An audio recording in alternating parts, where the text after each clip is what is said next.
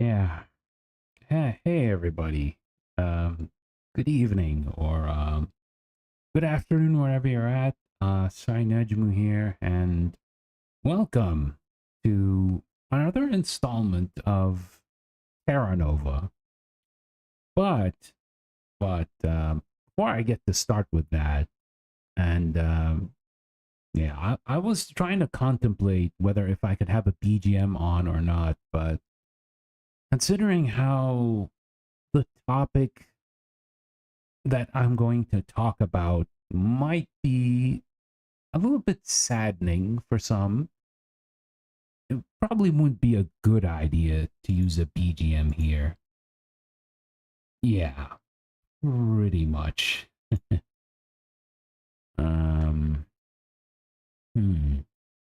And oh yeah, for today I'm actually giving Twitch a try. Right, I'm gonna give Twitch and YouTube streaming a try at the moment. And I don't know if it's actually working or not. Let me just see, because I see Fred on Twitch is saying that it's not working. Hold on. Let me try and check something before we get to actually talk about the topic at hand for now, before we get to start the game. Just give me a second, guys. Let me see. Let me see if it's actually live.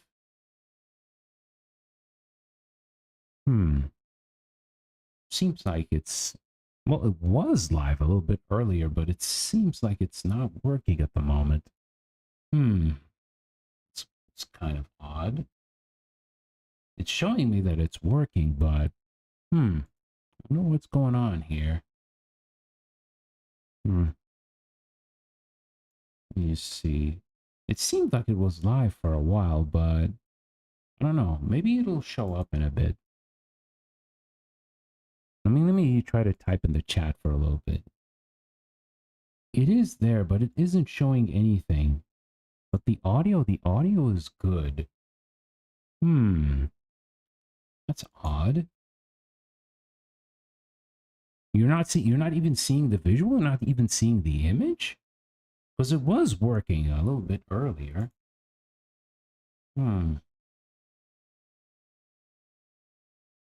Let me see. All right, let me try to disconnect and then I'll come back, okay? I will be right back. Just a moment. Let me just close OBS and then we'll start it again, okay? I'll be right back. All right.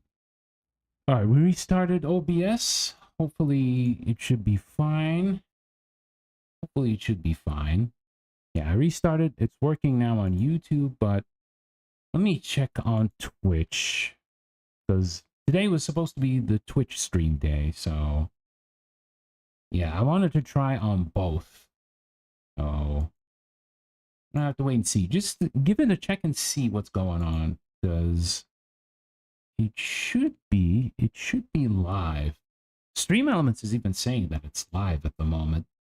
Yeah, apologies, guys. We're doing a little bit of a technical, a little bit of a technical mishap, but hopefully things will be working in a bit. It shows me that it's live. You see here? It's showing me that it's actually live, but but it's not showing any visual. And on OBS, it's telling me that it's connected. See?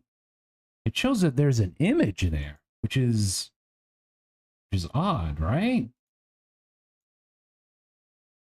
That's odd. If, Craig, just hop on to Twitch again and see if it's working for you or not. Maybe you need to refresh or something. Maybe it'll work then.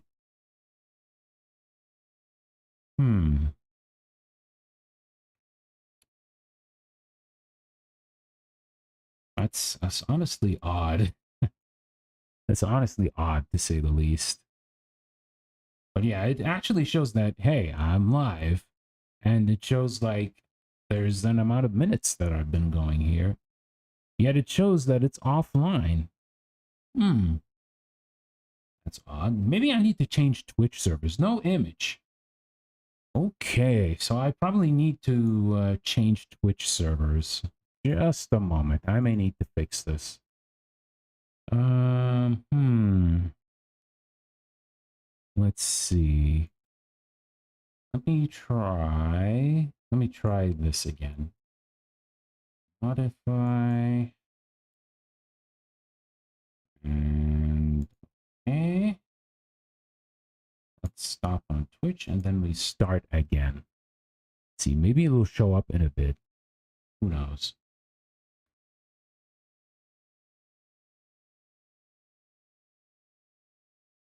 Let's see. Yeah, it's still showing that it's offline.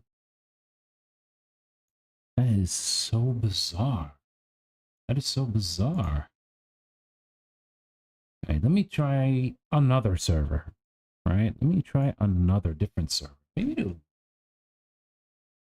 Because I just used the best server to connect to Twitch. But let's see. Let's see. Bam. And let's check the outputs.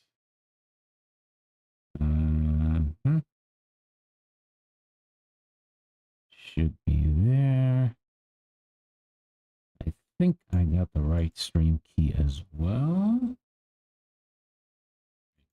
Give it another shot. Let's go. Change the server and let's see. Let's refresh and see. You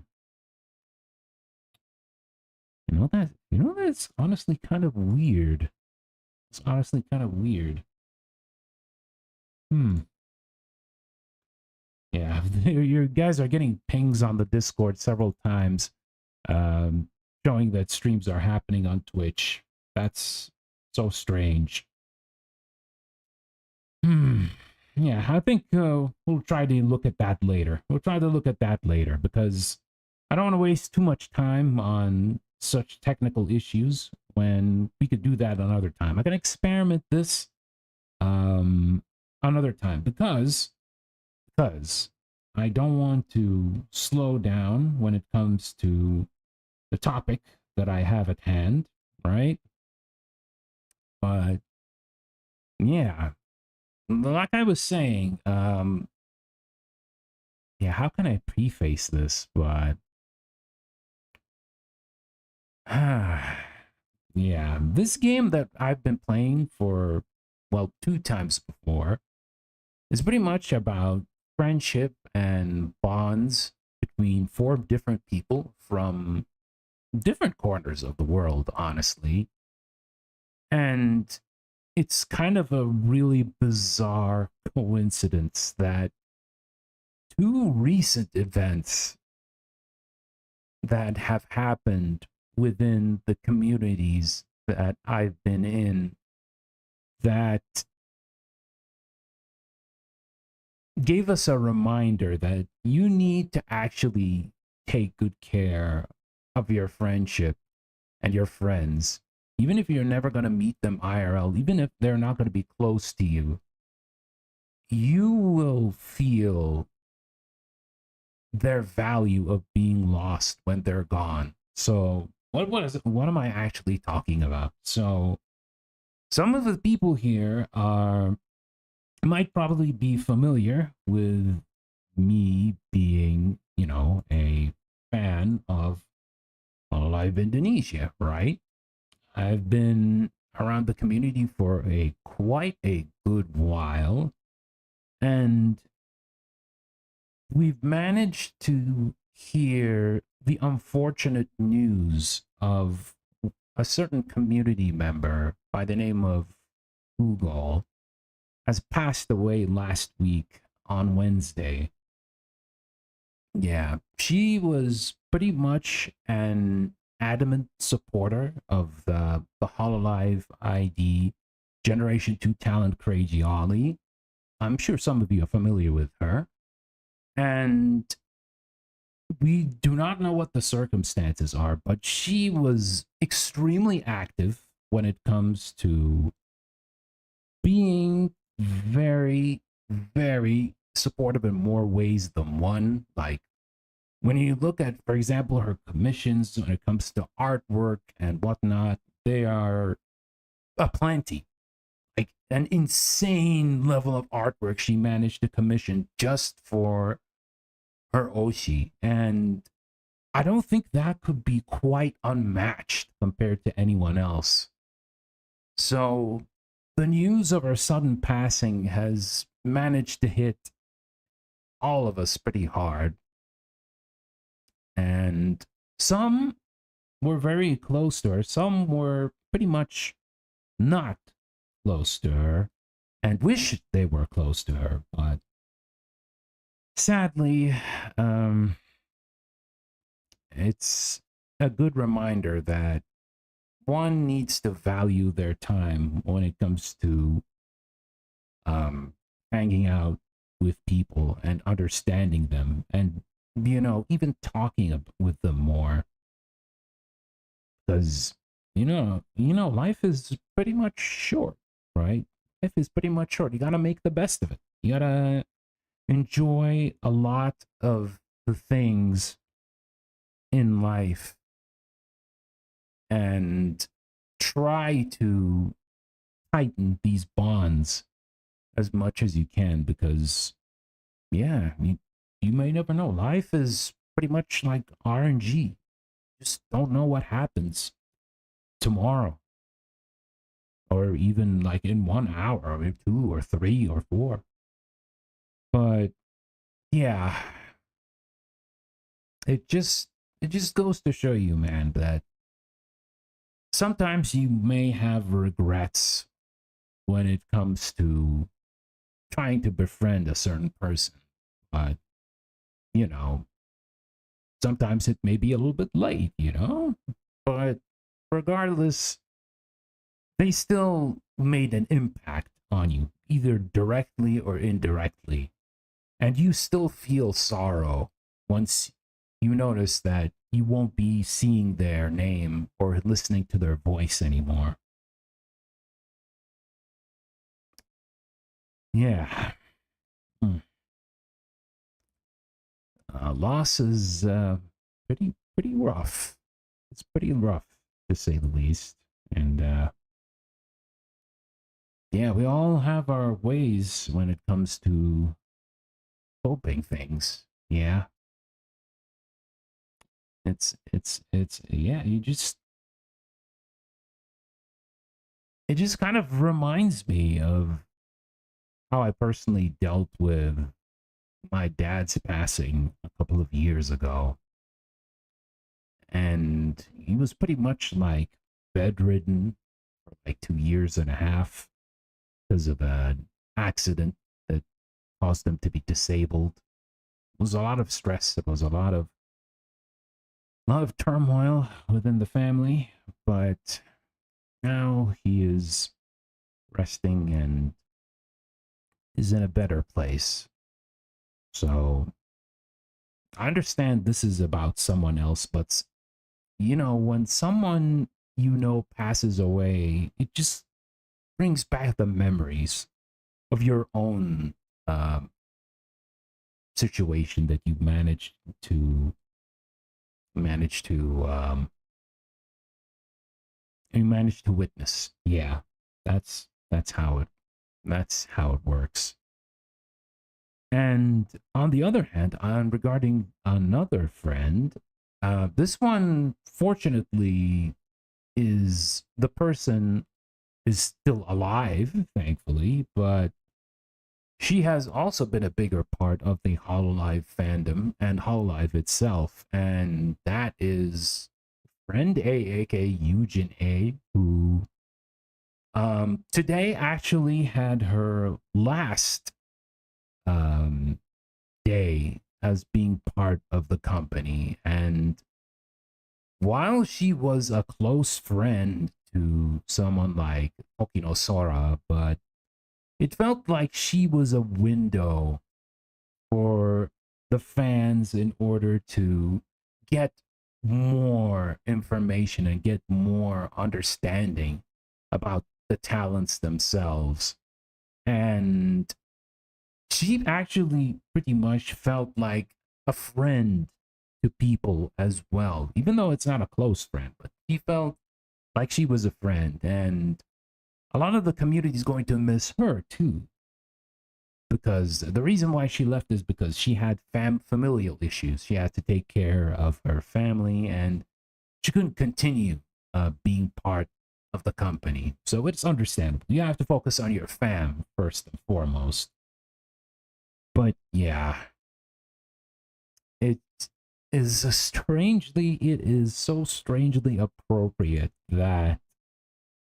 is so strangely appropriate that this game is coming at a time where these events have happened recently. And yeah, it's, I don't know. It just feels like there's a lot of emotions. I'm just umming and ahhing because I'm trying to find the right words in order to explain how this concept of friendship is very, very important, and you really need to grasp it well within your reach, right? You have to like embrace it and make the best of it with the best memories as much as you can. Yeah, but that's pretty much what I have to say. That's pretty much what I have to say about this subject. And yeah, we're gonna miss both of them. We're gonna miss Goo. May she rest in peace. And gonna miss A-chan as well. And hope she has a better life, and hope that she has a future career. Who knows? And hope that her family will be fine as well. But the community as a whole lost two people that meant a lot. And yeah, let's cherish their memories. And let's not forget all the good times. And while we are doing that, we move forward, because while it's okay to be sad, right? While it's okay to be sad, there is a point that where we need to actually move onwards at the best of our ability. Yeah. Yeah, I guess that should pretty much be it when it comes to what I have to say regarding this topic. Yeah. Apologies that there isn't any music or anything going on, because, I don't feel like I said earlier, it's not quite appropriate to have music while talking about something as serious as that. Anyway, yeah, I think we should be heading off to the game right now. So allow me to just switch scenes for a bit. Be right back. And there we are. We are back with TERRANOVA. TERRANOVA, for those who are not familiar, TERRANOVA is a story about four different friends, and they decided to make an RP group, a fan fiction RP group known as TERRANOVA.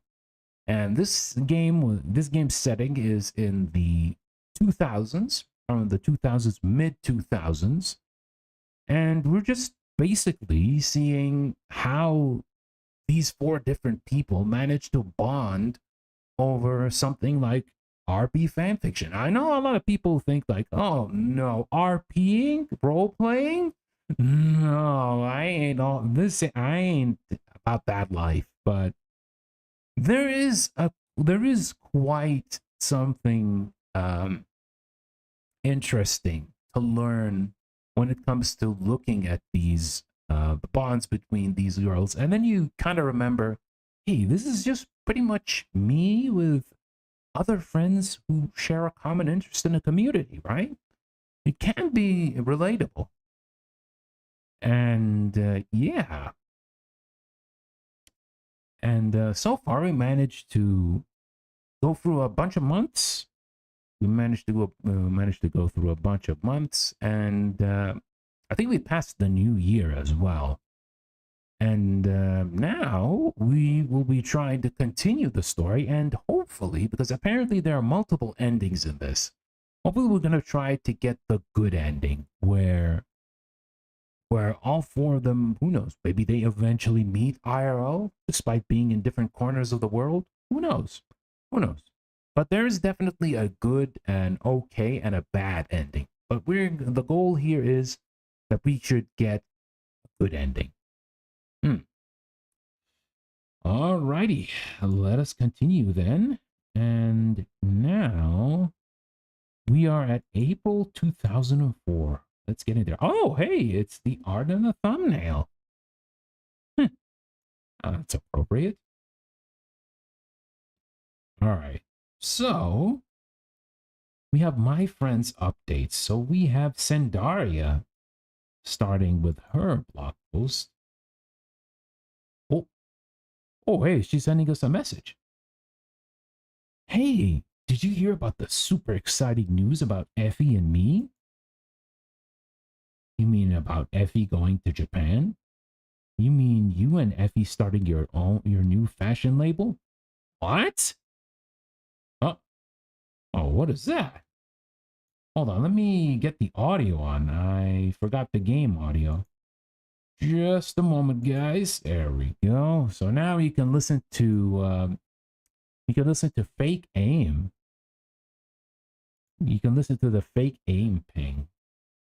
We'll probably try to play a little bit background music in a little bit because the game doesn't have any background music. So we'll probably look for some BGM, some relaxing BGM, so we can listen to something while we're reading this. Yeah, I still find it weird that Twitch isn't online at all.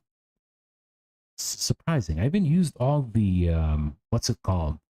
The OBS plugins in order for it to work, but sadly it doesn't seem like it. Like even when I see the ping, I see it like, okay, it's there. It's there. It should be. It should have been live. It should have been live, but apparently, yeah, it's not. It's not. I can actually see it as an archive though, which is weird.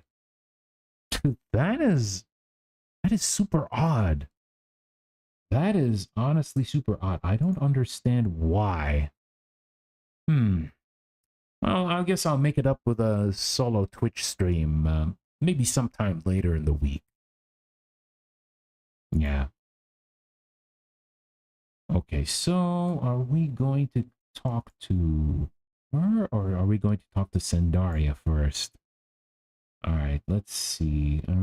Hold on just a moment. Man, today has been extra scuffed. Today's been extra scuffed, but yeah, that's what you get when you're trying something new. That's what you get when you're trying something new, and it'll probably take a bit of a while in order to get things rolling perfectly. Anyway, so Effie is sending us a message as well. So let's see. Hey, T, you're online. I wanted to tell you this in person, but I didn't get the chance yet. No, wait. Don't tell me. Let me guess. Oh my god. What is this?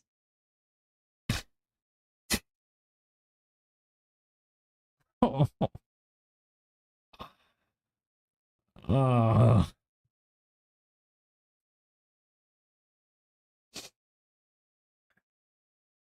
What is this first option? Oh my god. This is also bizarrely appropriate because the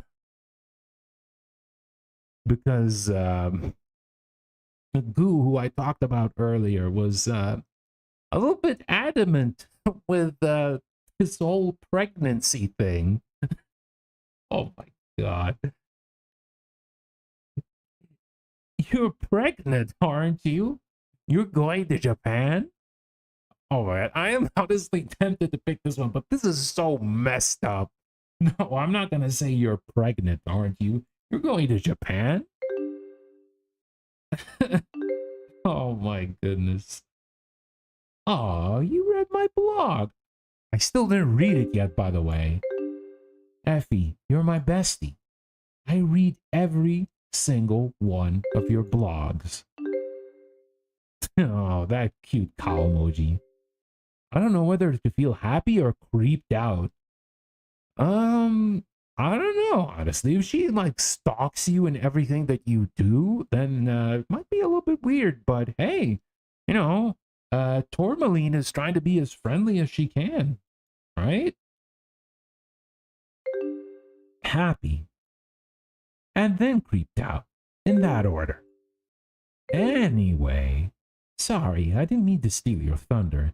I still want to hear it. I still want to hear about it from you. But you have to pretend to be surprised, okay? Okay. Okay, here goes. This summer, I'm going to Japan. Yay! That's like a dream trip to anyone who like loves anime or whatnot. Not gonna say weeb because I don't think weebs as a term was a thing in the early 2000s. But please prove me wrong. If it was a thing. What? Seriously? Effie, that's so cool. Right? I can't wait. So how the heck did you manage that? So what are your plans? Let's see. How the heck did you manage that? Give me the juicy details. Well, my dad's planning this father-son bonding trip with my brother. My little bro is becoming a man. So mom asked me if there's somewhere I wanted to go. You're taking a mother-daughter trip to Japan? Well, no. We looked at plane tickets together and she said it's too expensive. I mean, honestly, going from the United States to Japan must be pretty expensive. But she said she'd drive me up to Denver for Goth Play '04. It's going to be a mother-daughter road trip. A Gothic Lolita convention? Seriously? Your mom is the best. Yeah.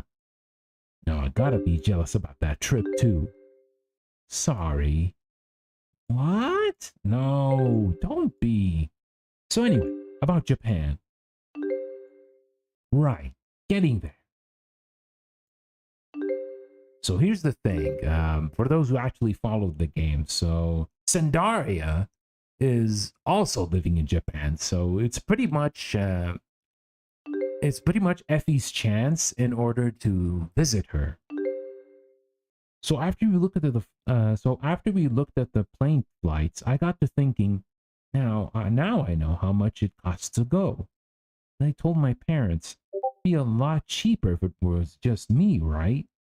I could stay at Sandaria's place and I won't have to spend a lot of money on hotels, but I could chip in costs with the money I made selling dresses. They said if I can pay for half the trip myself, they'll pay the other half. Right? Hold on. I'm still getting pinged here. What the heck? Hold on. Let me get streamer. Where is this? Where is this streamer? There we go. There we go. Yeah. All right. Just you then. Your family isn't going with you? Yep, just me. Wow. So what are your plans? Well, I'm still working out the details with Sandaria. My sister always called herself an old taku in reference to otaku. Old taku, that's an interesting way of actually calling yourself of calling yourself an otaku. Otaku. It's kind of cute. Not gonna lie. Well, I'm still working out the details with Sandaria. Basically, she's going to show me around Tokyo, and we're going to work on our own fashion brand. Ooh! Can't wait to see all the cool fashion in Harajuku. But I have a lot of work to do before then. Okay, so we have you got this, or don't forget to have fun too. Yeah, we're gonna cheer up. You got this. Your suing is gonna knock her socks off. Seriously, pack extra socks. For Sendari. You know, so you can make up for it after you knock her socks off. Oh, that's a nice pun. I'm not gonna lie. Thanks, T. We could talk about more of the details later. In the meantime, group roleplay? Group roleplay! Ready your butts, because it's gonna be an onsen episode. Ooh, how steamy. I'll continue this in a group chat. Alright. Alright, let's talk to Sandaria. Hey, did you hear about the super exciting news about Effie and me? You mean about Effie going to Japan? You mean about you and Effie starting your new fashion label? Or what? Alright, okay, about going to Japan. You mean about Effie going to Japan in July? Yes! Oh my god, I'm so excited! I'm gonna show her all the cool things. Did I tell you about Raven Feather? It's this goth-style cafe that I know she'll love. You know... No, we can't say we're jealous. We gotta say we're happy for her. I'm really happy for you both. It's gonna be great. What are you doing for summer break? I haven't figured out plans yet, but I'm sure I'm gonna do something fun. Oh. I mean, it's still April, right? Yeah.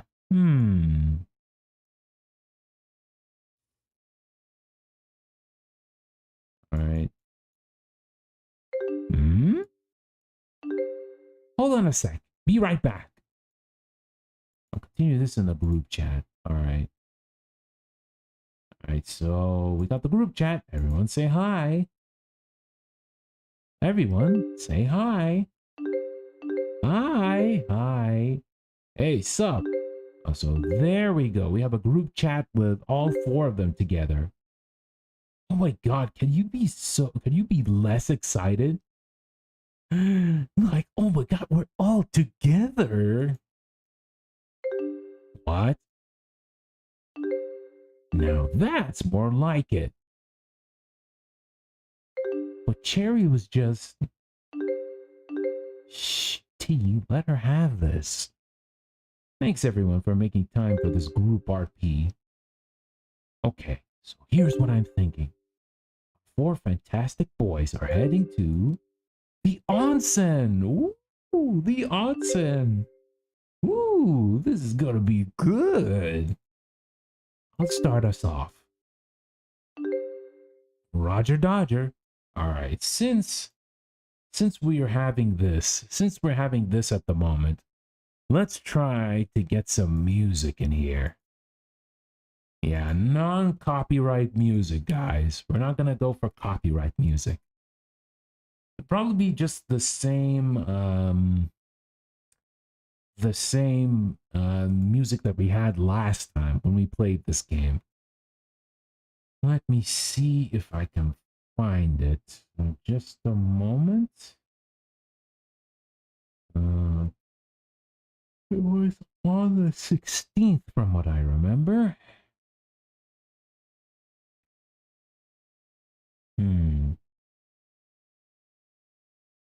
Ah, there we go.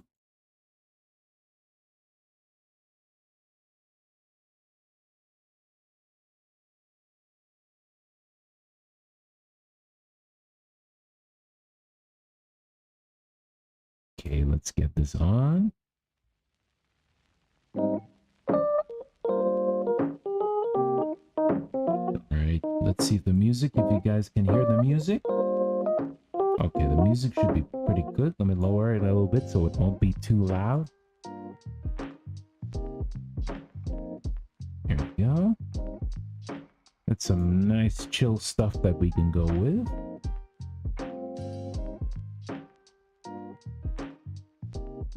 There we go. Alright. Alright, let's continue reading. The four of them picked their way through the underbrush of Urdania, just a mile away from the parish. The sky above was deep blue and cloudless. Music jump scare. Yeah, sorry. I should have played the music from when we started the game, but yeah, I was trying to look actually for the music that we played last time. I thought you said this was going to be easy, complained Hikaru, fussing with his cape. I've been walking up this mountain for ages. Where are we going anyways? Though it was Dominique's day off, Eitan has convinced him to come out with the others to show them something really cool. Just a little further. It's gonna be great. Don't you worry, Eitan said, looking back over the other three with a smirk. As they crested over the ridge of the mountaintop, the rocks dove down gracefully into sparkling, clear blue water. A small pool was cradled in the mountain just so that from the inside the water, one could look out over the mountain range, covered in cedars and firs. Steam was rising invitingly off the surface of the pool. Alright, let's see what, who else is going to contribute. Isaiah paused, gingerly dripping his fingers in water. Is this? Ah, yes. This is in fact a hot spring. He looked over to Eitan, who was already stripping himself off his shirt, exposing his rock-hard abs. Oh, he's ripped. Oh, okay. He wished he still had the capability of properly rolling his eyes. And there goes the clothing. Isaiah's like, yes. I've seen this anime before. Dominique's gray eyes widened, and he clapped his hands over his face. Lord have mercy, he whispered under his breath, turning beet red. What? We're all dudes. Eitan proceeded to undo the drawstrings from his loose-fitting pants, sliding them temptingly over his hips. And nothing you haven't seen before. He gave Dominique a look. I like how she written a look in capital. Oh man. All right, let's see what these besties are cooking. That was precisely the problem. Through his fingers, he blinked over at Isaiah, who was discarding his trench coat to the side, pulling his shirt over his head. The broad muscles of his arms were lightly scarred, and across his back were pinkish marks. Did something happen? He asked, trying to ignore Eitan, who was currently buck naked and cajoling Hikaru to come into the water with him. We're already starting with the spice, everybody. Isaiah shrugged in an attempt to reassure Dominique that he wasn't bothered by it. He always had to improvise due to his face, so when he realized the shrug didn't work, he just waved a hand kindly. These are mostly self-inflicted. My mentor and I did a lot of experiments on my body. Well, that's pretty messed up experiments, I'm not gonna lie. Mentor, just like Father Castigliano, he nodded. Just looking at you, I thought, it must have hurt. I wouldn't have expected to hear you did that. You did it to yourself. Isaiah undid the clasps of his pants. That's one way of looking at it, I suppose. However, when I look at myself, I think my body's more mine than it has ever been. When I think of it that way, I have no regrets. He could sense Dominique's confusion. Let me put it this way. Have you ever had someone you wish to protect? Dominique nodded. Sometimes when you truly wish to protect someone, you make yourself stronger than you thought you could be. perhaps that strength comes at the expense of a few scars along the way. When you see that you have succeeded in your protection, you see the scars and are reminded you were the one who made yourself stronger. Is it possible for someone to make themselves swoon with their own character? Because, Effie, you need to relax. You need to relax. Alright. Not seeing anything. What's going on?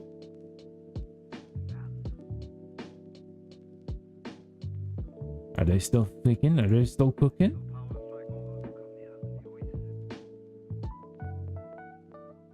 Okay. Let me close this though. Alright. I need to speed this up for a bit because they're taking a while to think here.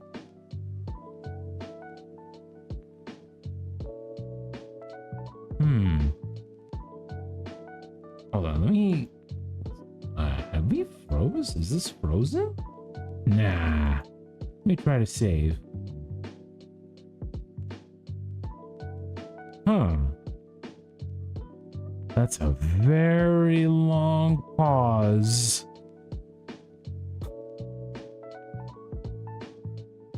Can I actually close this? Yeah, I did. Yeah, I actually did close this. Did we actually look at the food log before? Well, that's actually pretty cute. Today's food log. 1 apple, 52 calories. Iced tea, 0 calories.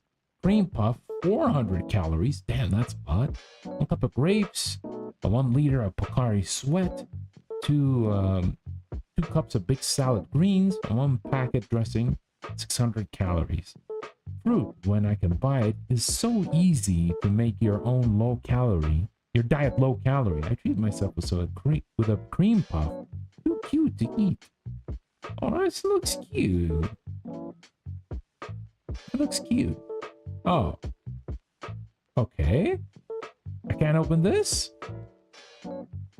System cannot find the... I thought it was an error from the game itself. Alright. So, what's going on? Did you continue? No? That's so odd. I hope it's not a glitch or anything because I'm not seeing any text coming out. I scroll. Let me scroll again. We type something? No? I think the game probably froze. Oh no. I think we might have hit a bug. All right, hold on guys. I need to restart this again. I need to restart the game. Oh boy.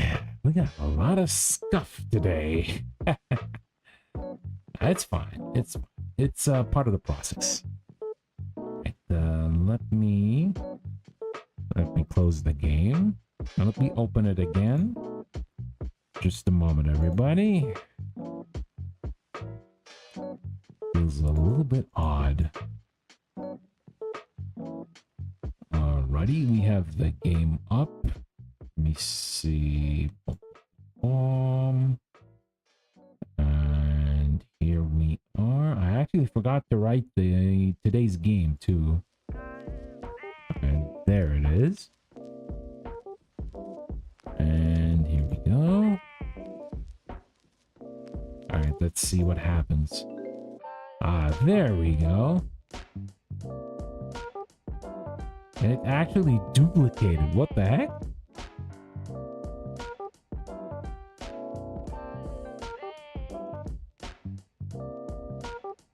Alright.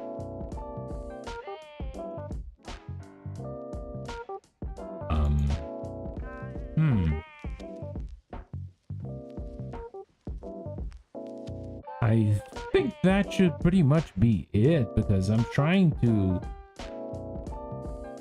press forward in order to continue, but it's not continuing. Maybe I should just read the journals.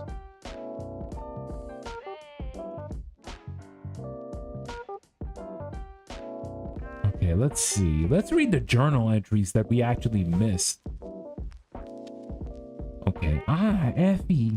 Okay, sorry everyone. I had a moment where I just couldn't contain myself because...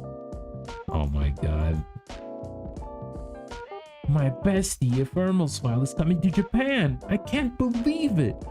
Finally, we'll be able to meet in person and cannot wait to see you, Effie. Well, that's good for them. But here's the thing, though. Tourmaline and Effie were trying to reconnect with each other, right? But now, apparently, Effie managed to be besties with Sandaria, right? To the point that she's going to travel to Japan in order to meet her. So, I don't know. I don't know how it's going to affect her relationship with Tourmaline. But we did choose like the answer where she wishes Effie the best. So we'll have to wait and see. We'll have to wait and see what happens. All right, let's see. Oh, look at this amazing art. Did you know our new role player in TERRANOVA is an amazing artist? She is. Look at this picture she drew of Aitan and Dominique. Oh, spicy. It's based on our role play. Which part? I'm not telling. You have to check TERRANOVA to find out. That's how I get you booked. I'm really enjoying writing Aitan. Dominique is really mysterious, and Isaiah and Hikaru's story unfolding as it has is really fun to watch. Also, ladies, are you like role-playing at all hours of the night?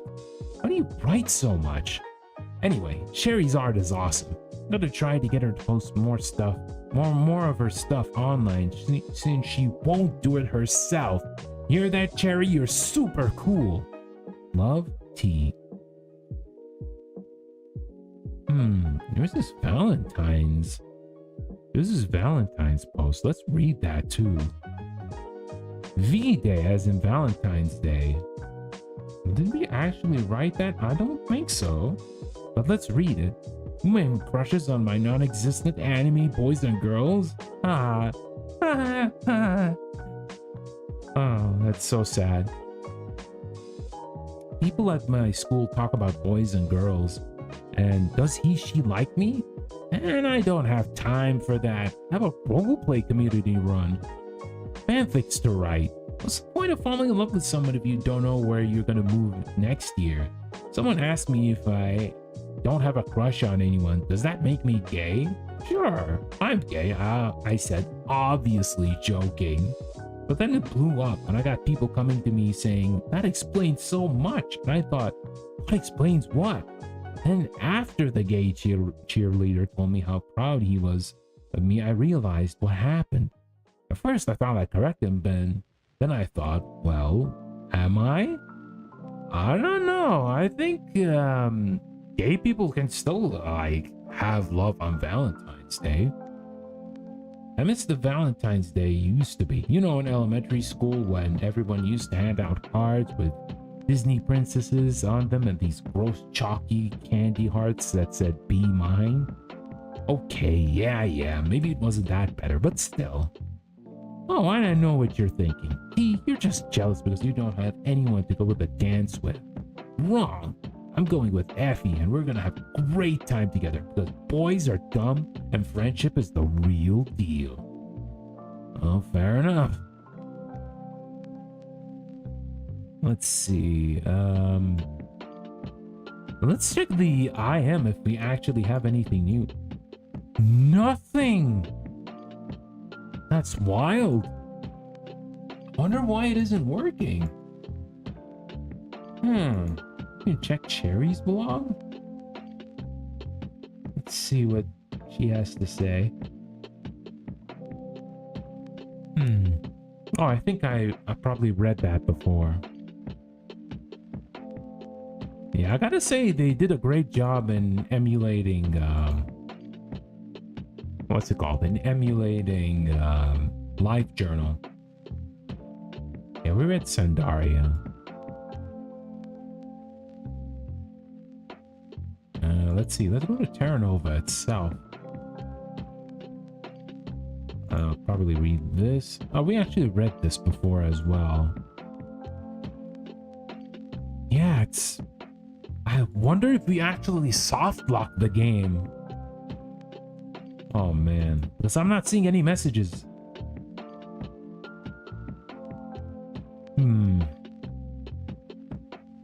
Wow, yeah, we can't end the month, though.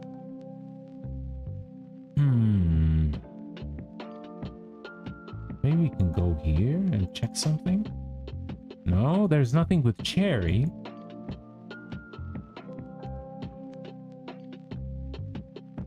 Yeah, I think we may have soft locked the game, guys. I think we may have soft locked the game. Oh boy. Yeah, we're gonna see if we can try to not get the soft lock to happen. All right, let's restart this. Let's restart this. Oh boy, I'm real sorry about this, everybody. Like, Twitch is not working, and now the game isn't working. I don't know. It's weird. It's really weird. All right, I guess we'll actually go back to the autosave. Let's get the game back on. Yeah, there we go. It should be back on. And yeah, let's go back to the autosave. Let's read this. Yeah, we already did. What else? Let's check this. Okay, we didn't read this before.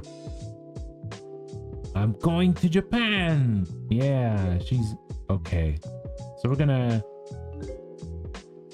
All right, let's answer this. All right, we'll try to speed through this.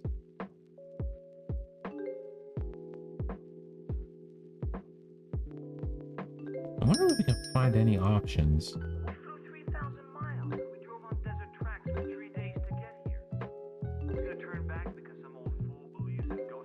Oh, you can actually adjust the typing speed? Okay.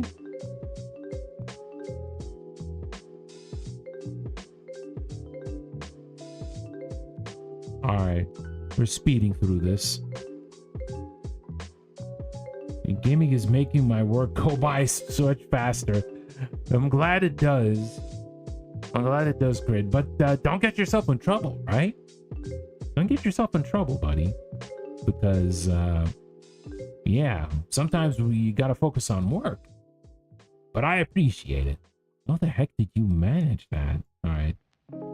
Speed up. I've already read that.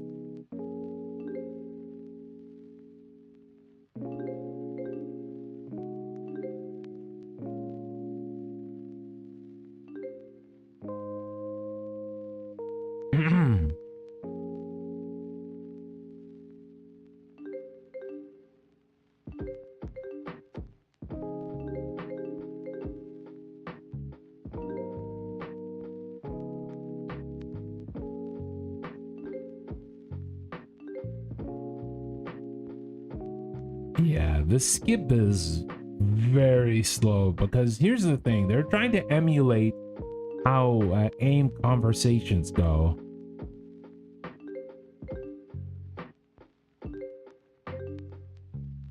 All right, so what are your plans?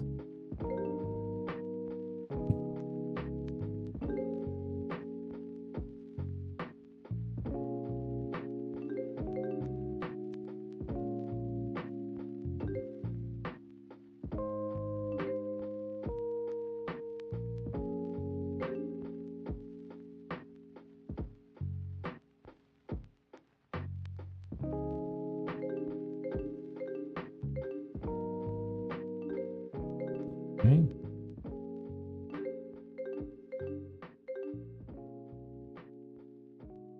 All right, are we done? Are we done with this? this? All right, in the group chat. What about okay, we already read that. All right, good. All right, now let's speed through this.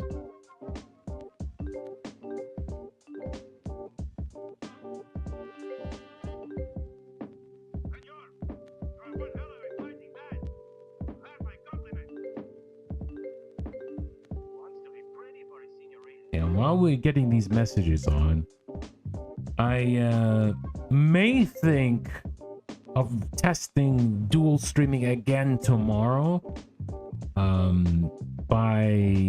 Because tomorrow I'm gonna have like an afternoon stream with Miko Sniper. So I'm gonna probably try dual streaming again in order to compensate on what happened tonight.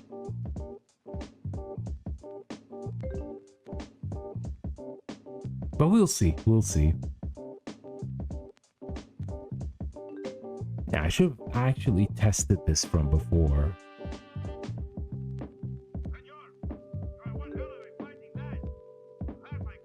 Or maybe if we actually finish this early tonight, I may get to test it with another game. Who knows? Who knows?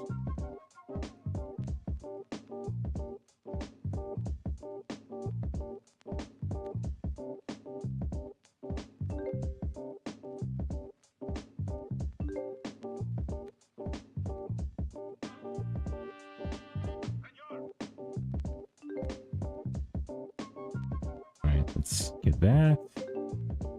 All right. Oh. Oh, we got something new here. Hello. Hello. What do you think about coming to Japan? Wait, you inviting me to come with? Sure. You barely know me.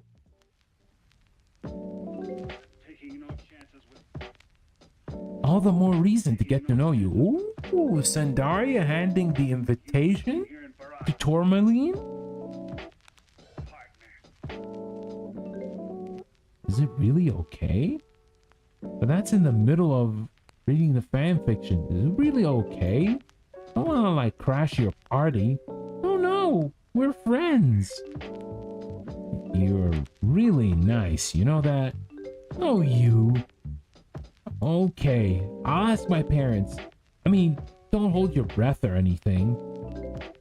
Holds breath. Both of them are holding their breath.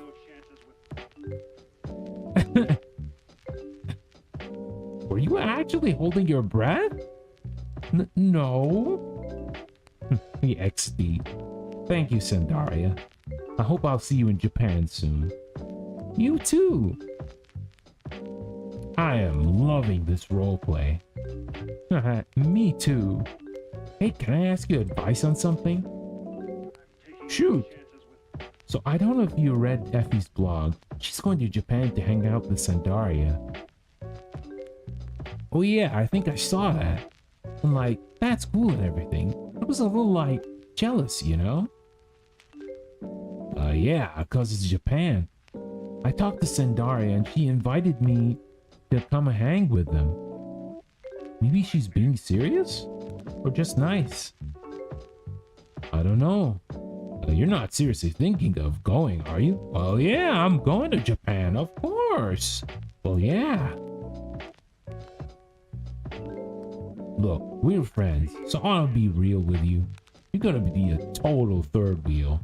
And Sandaria, I have a bad feeling about her. Oh no. Oh no, the seeds of doubt. What do you mean? I talked to her about doing a Dominique Hikaru roleplay, and she totally blew me off. I got up like at 5 a.m. so I could RP before I had to go to school, and she just bailed. Oof. Maybe she forgot? Maybe, I guess. She's been avoiding me since this group chat's the first time we actually talked in weeks. I didn't know that. Yeah, but it's not so weird with you and Ephemeral around. I'm kind of rethinking this Japan trip now. Now, look, T. If you wouldn't want to go, go. Don't let me talk you out of it. Well, at least I have time to think about it. Why don't you come too? It could be, I could. If I could part the oceans to meet you in Japan, I would. God, but isn't that a dream? No way my mom would let me go, even if I could afford it. Okay, but if I go, can you send me your address so I can mail you stuff? Maybe later. But you don't have to get me anything, really. Just chat me about your adventures, okay? Thanks for talking out with me, Cherry. You're a good friend. Right back at you, T. Alright. Oh, there we go. It actually continued. Right, so what we did earlier was a soft lock, which is weird. Yeah, so we're already seeing a bit of a cracks between Cherry and Sandaria. She probably may feel like Sandaria is doing this ooh, cutesy type of talk, and she's probably malicious, but I don't know. She's probably just like a big anime fangirl. Dominique smiled at Isaiah warmly. Don't be afraid. You will not be put to shame. Do not fear disgrace. You will not be humiliated. Come again? Isaiah blinked. Isaiah 15:4. Did you know your name was also that of a famous prophet? Isaiah was about to respond when he was interrupted by a smack on his ass. Ooh, ass smacking. A-Town was standing behind him, naked as a jaybird and dripping wet. God, the visual image. Come on, you prudes. I didn't bring you up here to enjoy the hot spring clothed. Clothed? Get to undressing. Jesus. As long as we're referencing religion here. Alright, just a second.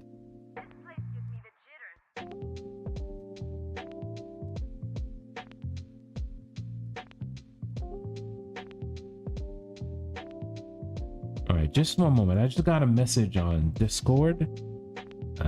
Let me try to respond to it quick.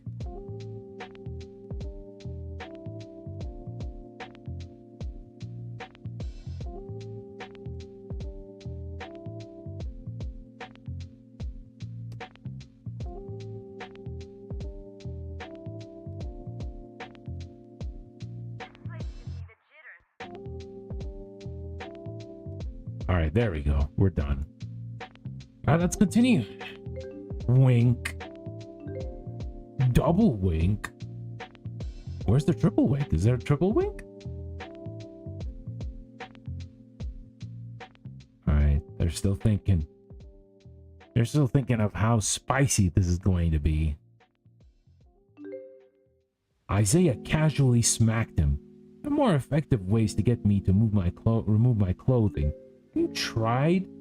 Have you tried barter? Perhaps with tea? He wasn't aware of his own strength though, for he sent A-Tan toppling back into the pool with a yell. He kicked off the rest of his clothing and waded in after A-Tan. Of course you've always been on some level insufferable. Dominique chuckled, finding a rock to hide behind as he stripped himself of his raiments, slowly and carefully folding them for later convenience. He liked this Isaiah fellow already. Hey, hands off my sidekick, Hikaru called from the opposite side of the pool. He was wading in the shallow end and his breeches were pulled up to his thighs. Take off your pants and come stop me, A-Tan teased, putting on his hand on Isaiah's chest sensually, laying his head on his shoulders. Oh boy, this is turning into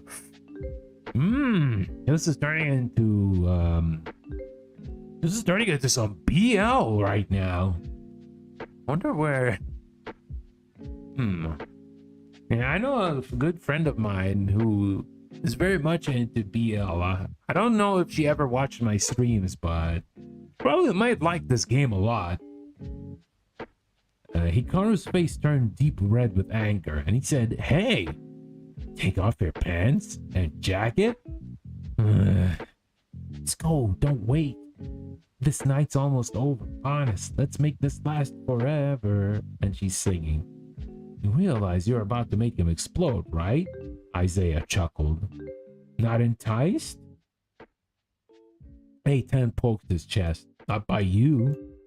You wound me." Hikaru, "Don't touch my man." Touch his man. Oh, man. "I believe there is someone here who will respond to your blatant teasing far more than I will." Isaiah, who was good 6 inches taller than A10, patted him on the head like a wayward puppy.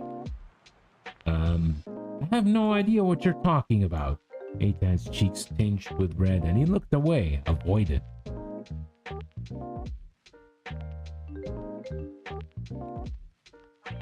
And Dominique came out from behind the rock and slowly, gingerly lowered himself into the water. He waved sheepishly at the two of them. A10 swallowed. Isaiah eyed him. "No idea whatsoever. Shut up." Alright. Uh-oh.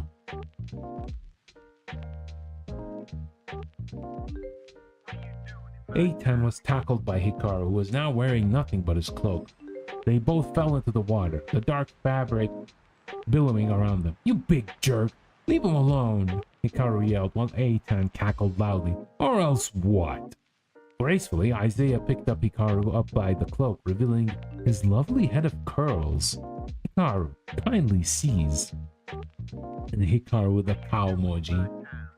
The elf's face went red when he looked into Isaiah's eyes. Although he was looking straight at him, he was looking at his hair. He was mortified.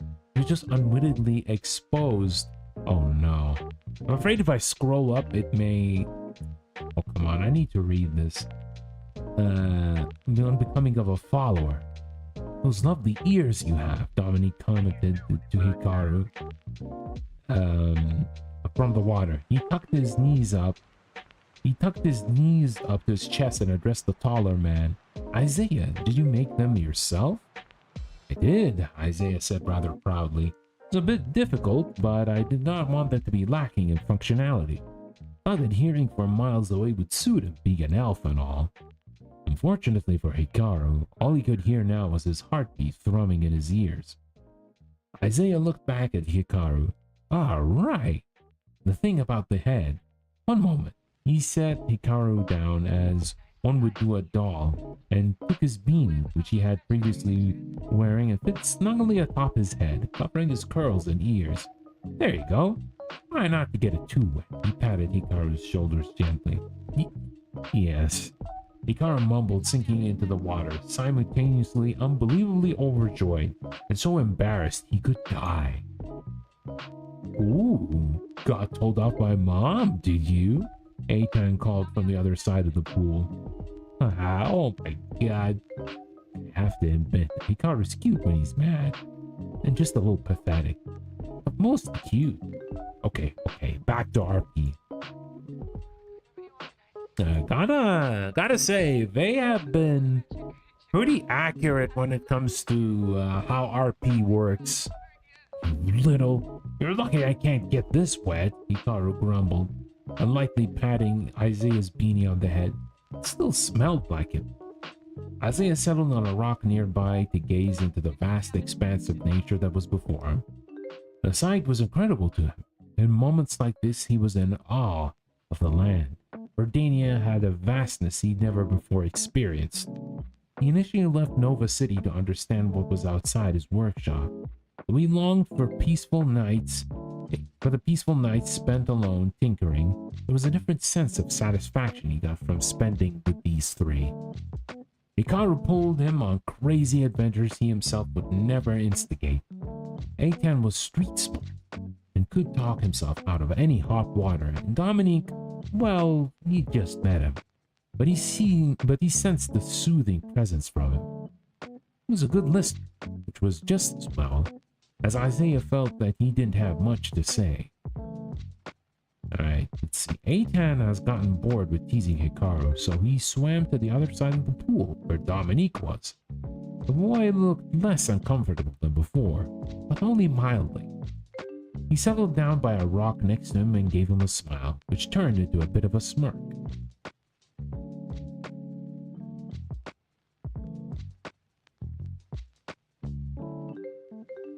Dominique looked away, pretending to be interested in his toes underneath the water.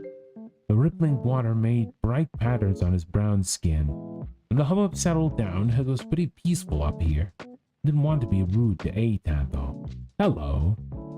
Hey, thanks for taking us up here. He looked at the sky. It's really nice. Yeah, I found this while hiking a while back. Sometimes I come up here to just sit and think. Excuse me. It's a lovely place to do so. It's even lovelier with, Eitan stopped himself before he said anything less vicious to the priest, trying to be civil. He caught himself sneaking a look at Dom's lithe shoulders and spine arched over the water perfectly. It really was quite lovely. He coughed and looked away again. Eitan, around literally everyone else, haha, get naked, you prudes. Then Eitan around Dominique, be nice, be nice, be nice. You're not wrong.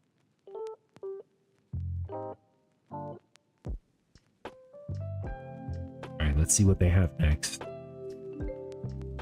They sat silently for a long moment. A stillness settled over the forest. Isaiah seemed to be looking out in the distance, meditating, and Hikaru sitting closely by him, examining the beanie Isaiah had given him. One was looking at them. This was it. Still looking away, Dominique took a deep breath and plunged his hand into the water, grabbing Eitan's.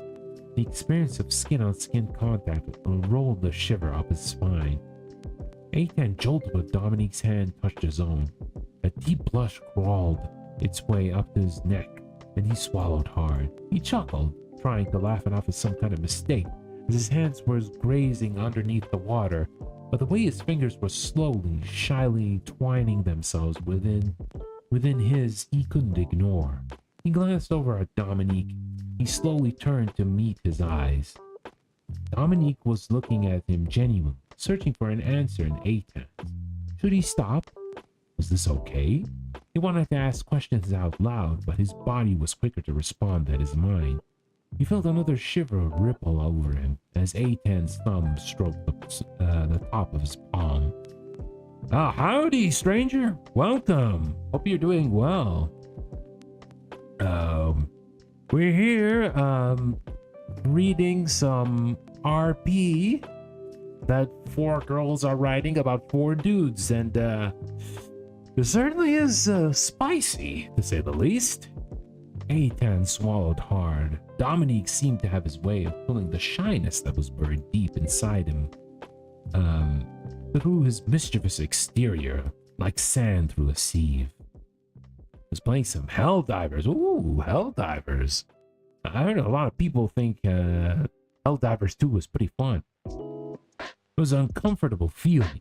He wanted to say something, but what even were the words right then?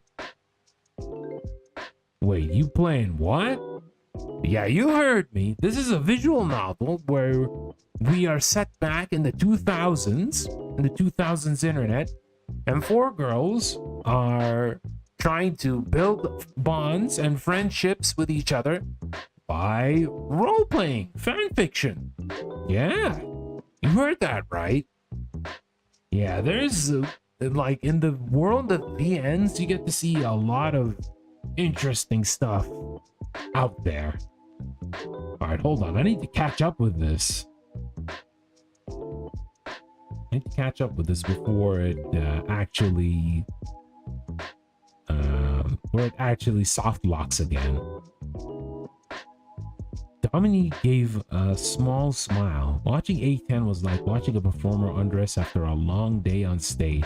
Take off the jacket, The shoes, he was raw, red, and genuine. He liked this genuineness. The performance was cute, but this was real. Is this Windows XP? Yes. Fake Windows XP. And this right there, this is fake AIM. So this is the chat program that America Online used to have. Nobody uses AIM anymore. But back in the early 2000s, yeah, it was still a thing. Let's see. Hikaru glanced past Isaiah to see Eitan and Dominique sharing what he could only describe as a moment. He grinned wickedly, preparing to do a little teasing of his own. Wait, is he? Suddenly, he interjected himself between the two, pressing on his hand on top of theirs enthusiastically. Oh, is this a prayer? I could pray too. Isaiah, we're gonna pray together, he called across the pool. Dominique's eyes widened, and he tried to, with no avail, to retract his hand. But Hikaru's grip was too strong. Eitan was glaring daggers at him. Hey, no god modding. Sendaria, who put you in charge of Dom and Eitan? Just trying to keep things moving. I want to spoil the moment waiting for you slowpokes to finish typing. Would have done the same things anyway. I'm with Cherry on this. Let her write for Dominique, please.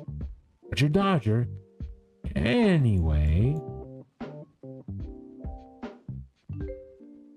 Isaiah opened one eye slowly. The three of them were sitting together, holding hands. What is this? He asked, turning towards them. As he did, the hot springs rippled around from them from the shift in weight. A prayer? Murder is a sin, you know. Eitan is already thinking of 6 ways to kill Hikaru. Oh, the jealousy. We got ourselves a triangle. We got ourselves a love triangle. Maybe. Yes.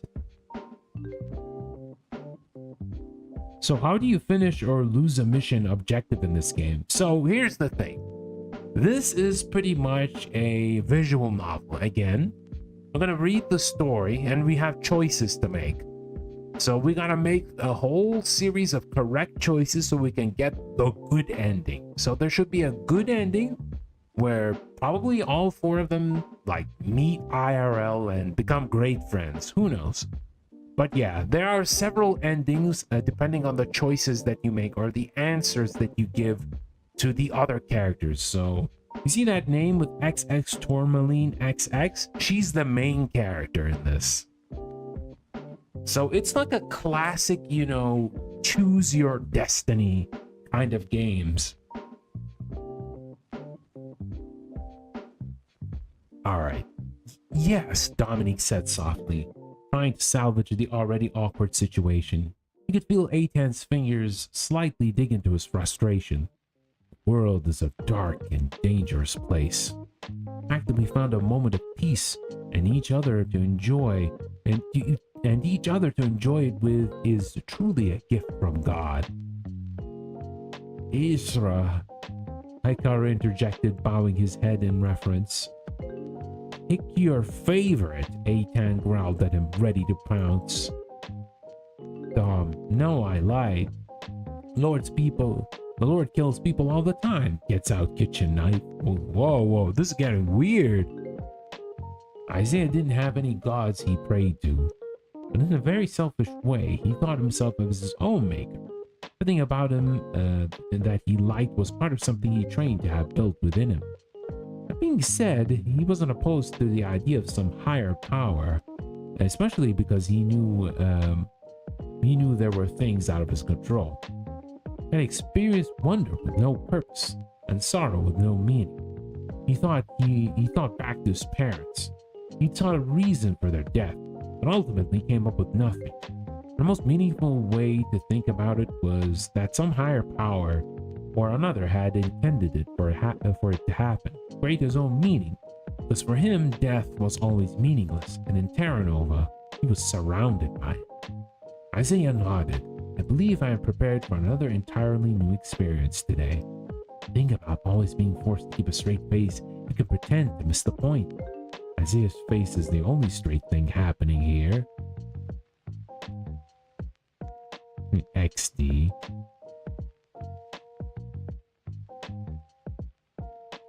Alright, let's see what other messages. Father, we are thankful for your presence. Though many dangers and perils you brought us together, and though our time may be short, he looked over at Eitan, who had his head bowed in prayer or anger. He wasn't sure what. I'm really glad we had the opportunity to do this. Not to be outdone, Hikaru continued, at Isra, you blessed us with your natural bounty of earth and sky on this day, and friends. They're really hard to come by in this world. He was shocked at his own genuineness. He looked over at Isaiah. He was a family. He was a friend. He was more than a friend. He wanted to stay on this adventure forever with him. And in that moment, he realized he probably wouldn't. His eyes started to water. Isaiah put his hand on top of the rest. Amen, he said, and squeezed their hands. What previously was a ruse had turned into a surprisingly heartfelt moment. Dominique looked up at everyone's faces and smiled. Amen. Ah, man. How Effie? Stop! It's not okay if I pun?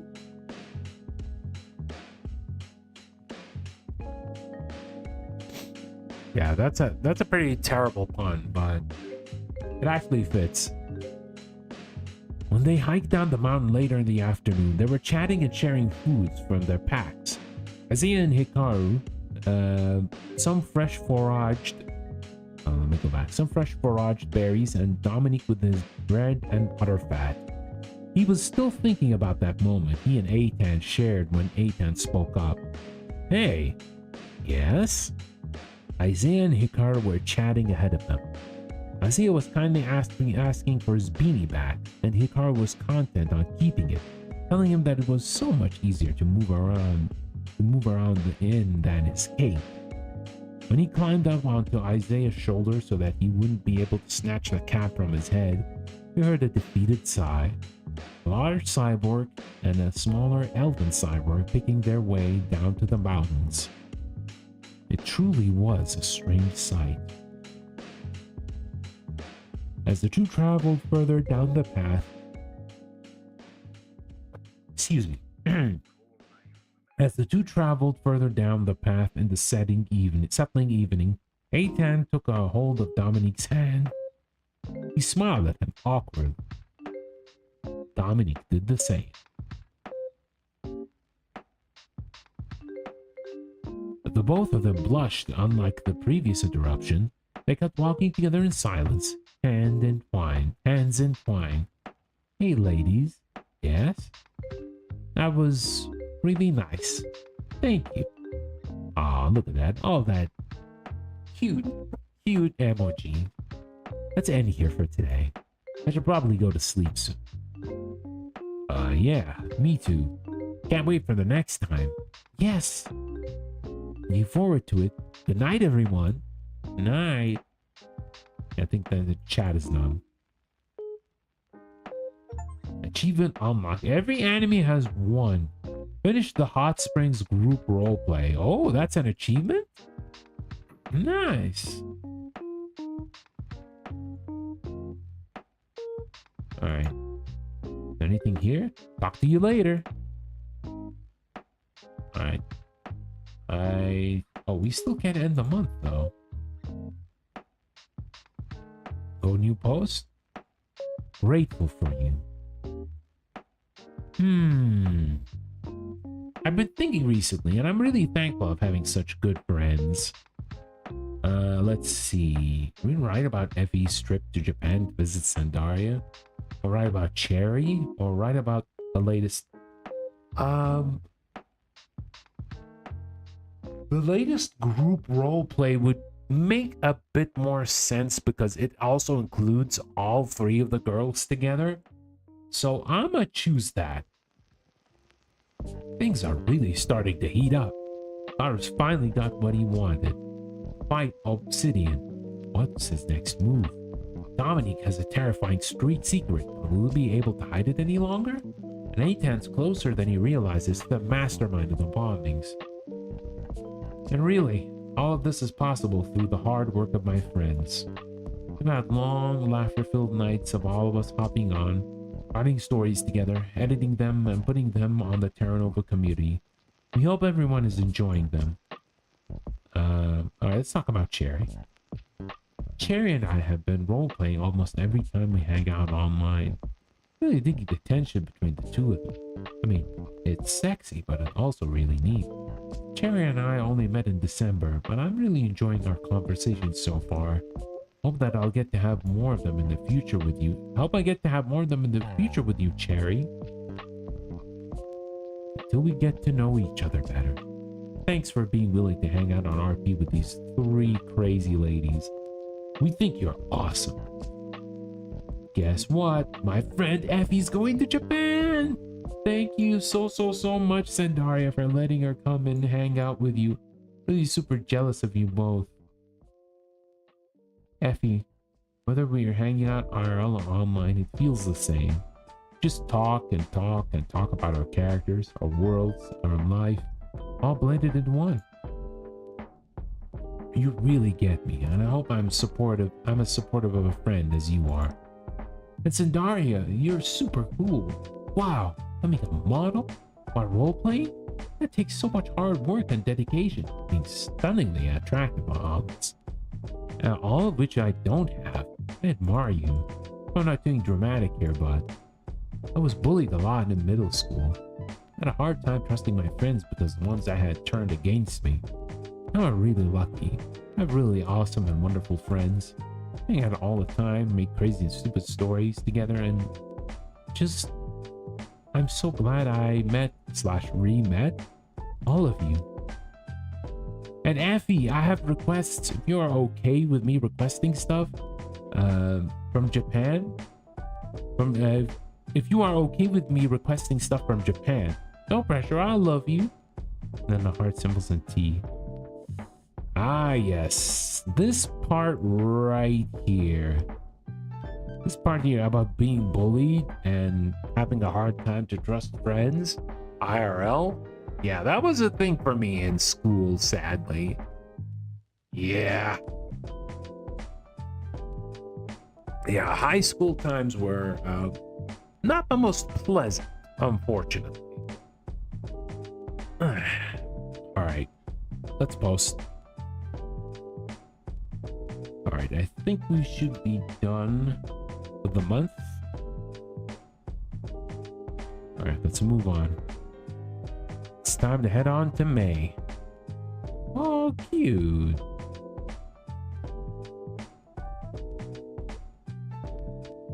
Oh, this is a big one.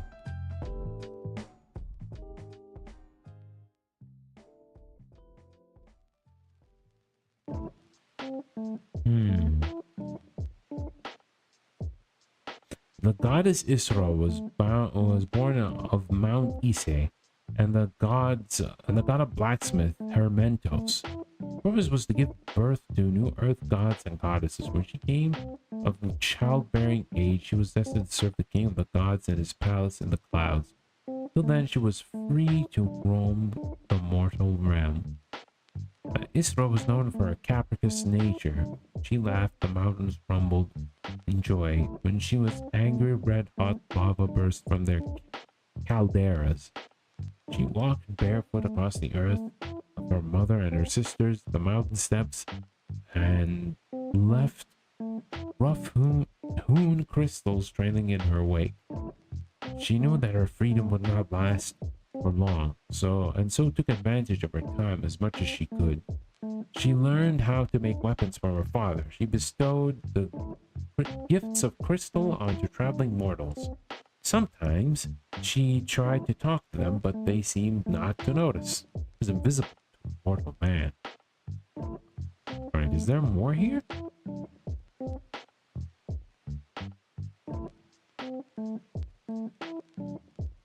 One day she was hiking down Mount Ise when she spotted thick calves, muscular arms, tightly coiled hair pulled back in a whole ponytail. Was she visiting God? She approached her and waved. No response. Her heart dropped into her stomach. A mortal. Tiny crystals gathered in her palms and she offered them to the traveler. At least she could give her something for her troubles. For surprise, the traveler pressed her warm palms against hers and said, I have heard of the goddess, but I never met her grace. Thank you. Next day, she returned to the same spot where she saw the traveler, spotting them erecting a small shrine. It was made of crystals. These were far more than she gave them yesterday. Did she collect these? The next day, there were offerings. The next, people praying. She found herself returning to the shrine one day after day, only to catch a glimpse of her praying. One day, when her head was bowed and the goddess Isra was sitting on top of the shrine watching her, she looked up for the first time and her eyes met hers. Goddess! She learned that the mortal's name was Letitia and that most people believed the quartz occurred naturally on the mountain. Remember, Letitia's grandmother had told her the stories of a goddess who gave travelers great fortune in the form of crystals. And since she was a child, she had wandered the mountains. She had wandered the mountain steps, hoping to catch a glimpse of this benevolent goddess. Well, you glimpsed me. What now? Isra asked, grinning and tucking a load of pale pink hair behind her ear. A what now? The what now was building small shrines around the mountain for travelers to pray for good fortune and safe passage. It was long walks on the mountain ridges. It was stargazing on a cloudless night, pointing for constellations. I had already had one picked out for you, Letitia said, pointing at the sky. There are too many stars. I can't see, Isra complained as she nudged closer to her. You see a woman with long flowing hair walking alone. Her hair is made of quartz. Still can't see it. When Letitia noticed how close they were, she jumped, Sorry, goddess. But Isra put her head on her shoulder and she fell still. It can be wrathful, Isra joked, but when she noticed her tense up, she laughed. To anyone who would hurt you. Why me?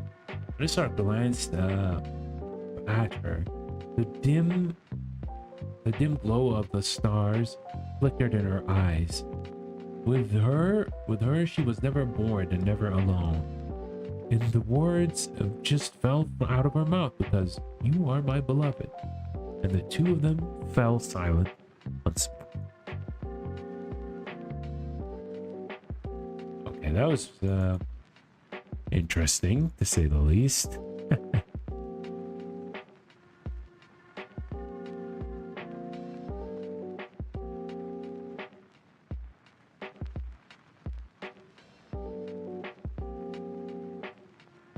Let's see, what shall we also check? Everyone can go to hell. Ooh.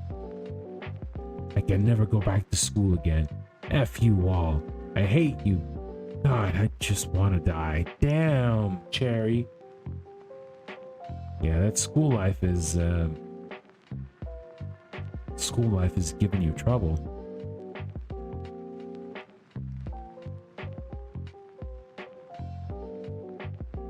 Bro, I was playing Helldivers with my friend named Isaiah, and I told him I was watching a streamer playing a game. In that game, Isaiah is a topic between girls. Nothing funny, but... Now, what a very strange coincidence. What a very strange coincidence. Alright, let's get back to the game.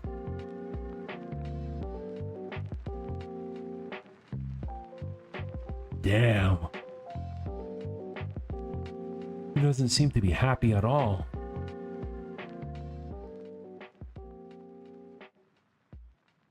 Photoshoot was great. Can't post any photos here. Super secret NDA and stuff.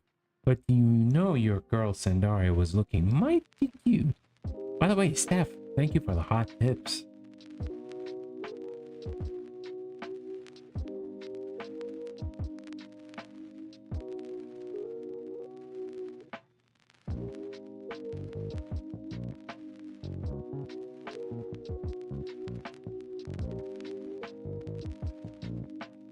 Let's check this. Success for the dress? Puts on serious face glasses. Here's a thing I should be thinking of. Let's say in some weird or scary version of the future, someone wants to buy some of the clothes I've made. I know, but hear me out. I need to know what sells, right? And so if I think about it now, I can start to practice whatever that thing is, right? So this is kind of directed at one specific person, but I'd also really like to know if anyone else has thoughts on this. I want to make things that people would someday buy and wear.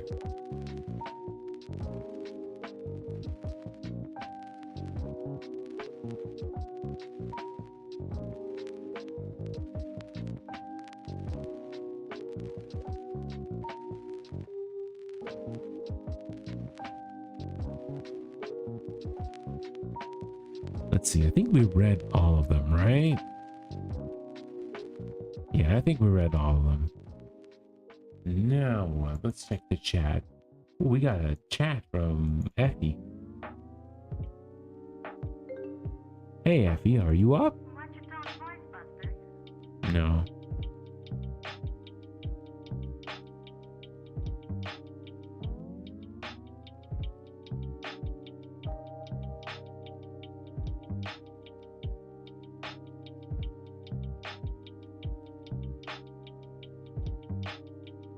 Let's see, what is this? Hey, is everything okay? This game's reminding me of my childhood because of the Windows XP knockoff. Yeah, that's intentional. That's intentional because it was set in the mid 2000s. Yeah, so 2004, 2005, 2006. Also, welcome back, Grid. I just had a rush of like 40 people showing up. Damn. Where are you working at? If you don't mind me asking. Hey, is everything okay? Why?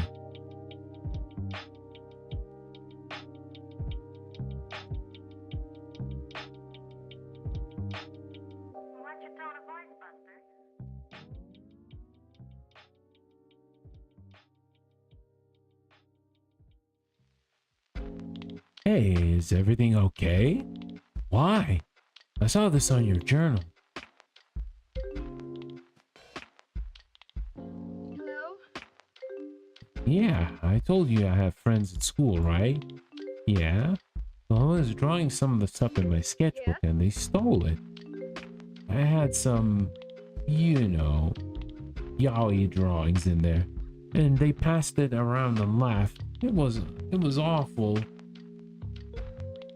Just ignore them, they don't get it. I thought they were your friends. Want me to punch them in the face for you? Well. You know, just ignore them.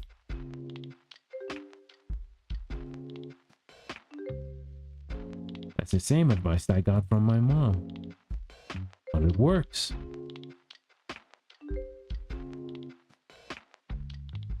Have you ever been bullied before? Some kids called me a lesbian once in the cafeteria.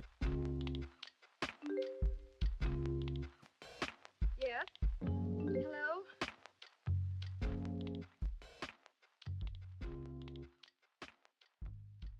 No, I mean bullied to the point that you thought it would be better. Just better to make yourself, yeah, a really small. So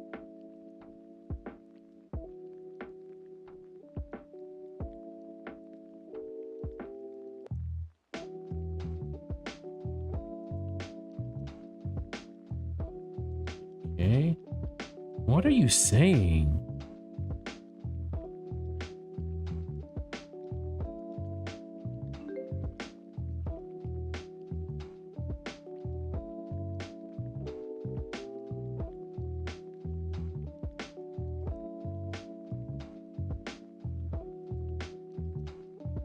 Guess not. I grew up all my lifetime here. I envy you. I envy that you have parents who seem okay and a school life that seems not so bad. come on, Alright,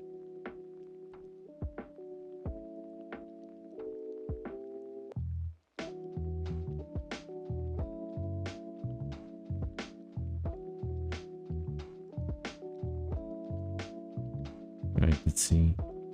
Come on, I make bad grades in math. Chin up. Chin up, okay? I got your back.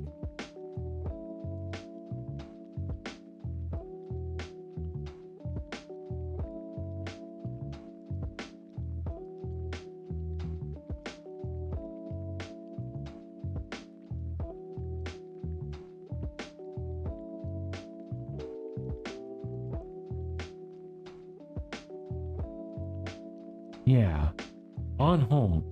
We'll come back for some RP later. Okay, talk to you later. Check back later. Let's see.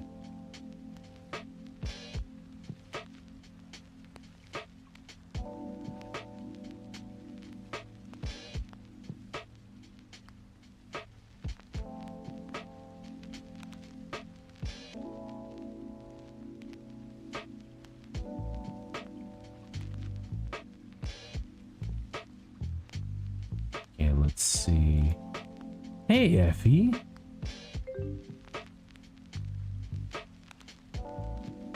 Downloaded a game called Cloudpunk. Heard it's a relaxing type of game. Haven't tried it yet though. Cloudpunk. Let me look this up. Hold on a moment. Cloudpunk. A Cloudpunk. Ooh. It's a story-based exploration game. It's a diverse range of characters, including androids and unscrupulous humans at every level of society. Oh, this actually looks pretty cool. And it's on sale too, because you know it's a Steam summer sale. What's the name of this game? The window thing is making me want to play it. TERRANOVA. TERRANOVA. TERRANOVA. TERRANOVA. Eh?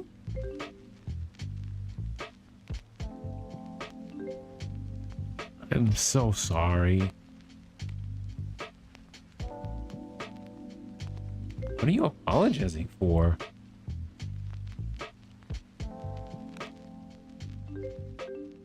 We did it before and I said I was gonna post and I didn't post it and I've been all over the place lately. What? we did a roleplay, right? And I said I'd post it to TERRANOVA, but I completely forgot.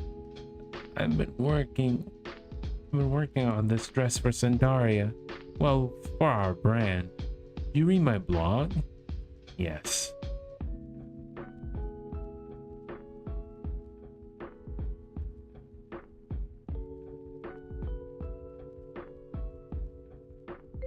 Yes, of course. This, right?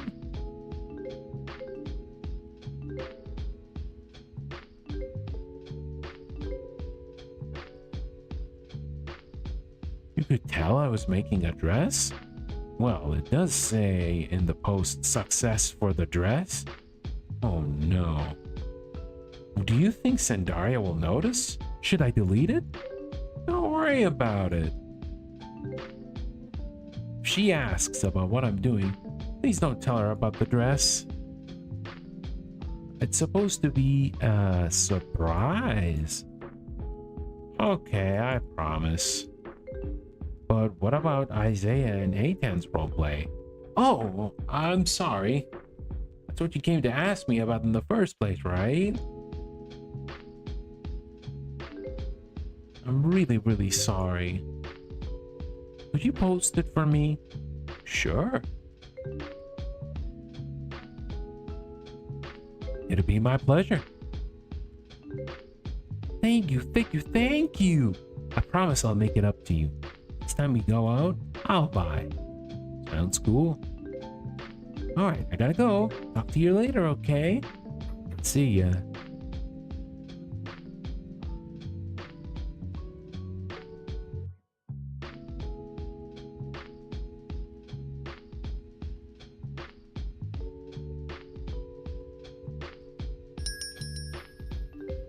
Alright, ooh, Sandaria's here. Thanks for spelling it out. I searched a different game came out. Yeah, there's several TERRANOVAs out there as games. One I think is like a mech shoot 'em up game. I don't know, maybe it's a shoot 'em up game or it's a real-time strategy. I didn't check it out. But if you look for TERRANOVA VN or TERRANOVA visual novel, the first couple of results are this game's official website. Yeah, it's a very small game. It's not like made by a lot of people. And probably not well known either, but you know, once you hop into Steam and like search the big vast world of Steam games, yeah, get to find some interesting games. So, Tourmaline, I had a crazy idea. I love crazy ideas. I really want the battle between Hikaru and Obsidian to be super, super epic. I was thinking of someone I could ask to play Obsidian. Well, lately Effie's been kind of touch and go, you know? I think she's stressing about the trip.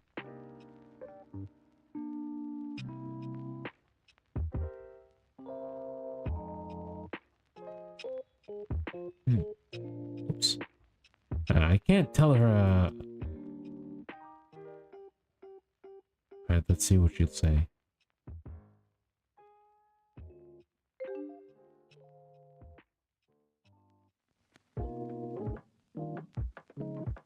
And let's see. Just stressed. It's her first time abroad. What about you? Oh, me? I never been abroad once. For a summer thing. But training with Effie's gonna be a first. Looking forward to it.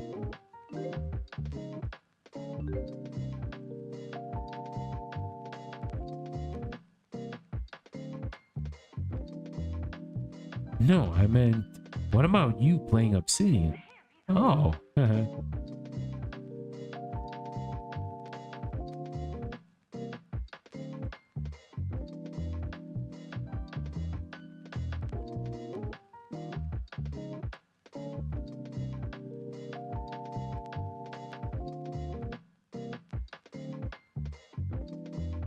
I was a little late. Let's see. Yeah, sure, I got the time. Yay! Okay, I have the starting part. Hold on.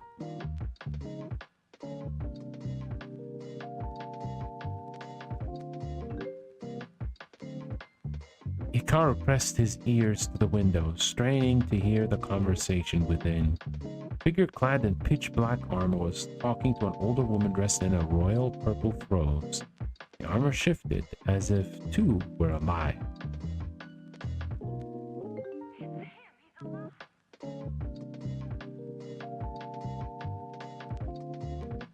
Hikaru pressed his ear to the window, straining to hear the conversation within. Figure lad in pitch black armor was talking to an older woman dressed in the royal purple robes. The armor shifted, as if it too were alive. Progress of peace blocks? Archbishop hasn't made an appearance in weeks. Father Castellano claims that no deal will be signed until Nova City stops the bombings. A sigh. Bunch of paranoid, watery yokels burn this place to the ground, and then the peace treaty. And then the peace treaty will be as good as signed. We shall continue waiting. We can sort this out once the Archbishop is ready. Turn to leave.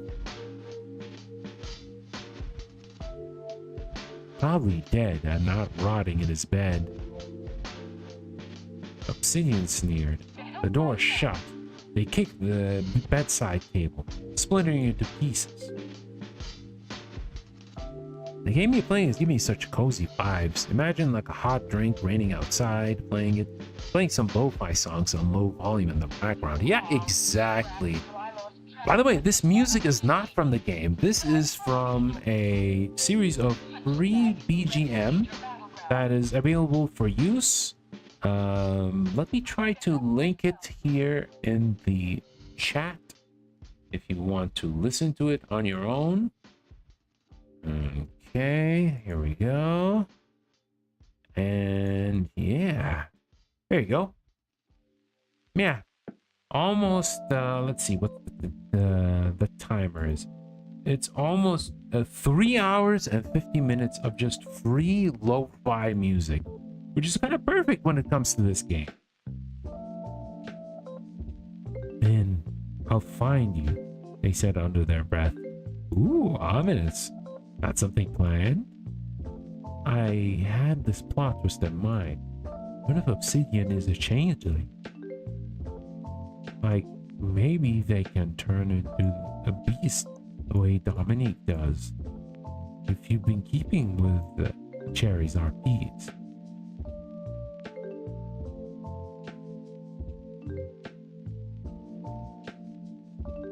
Oh, this went fast.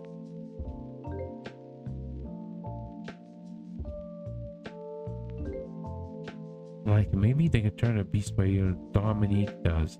You've been keeping with the Cherry's RPs. And maybe they're related.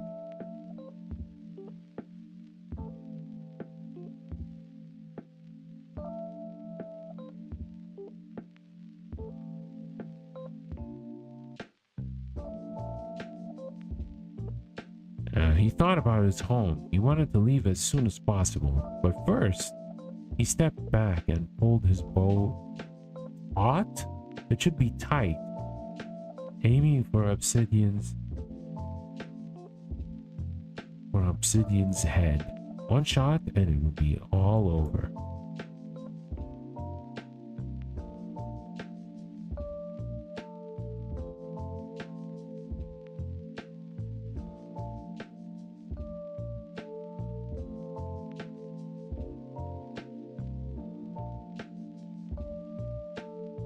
Let's see. They heard the tension of the bow strings and snapped their heads toward the sound. As Hikaru flew, they passed it. They ran past it towards him. The last shuddered into a million pieces before his eyes. Okay, I know you, Obsidian said, blinking with their amber.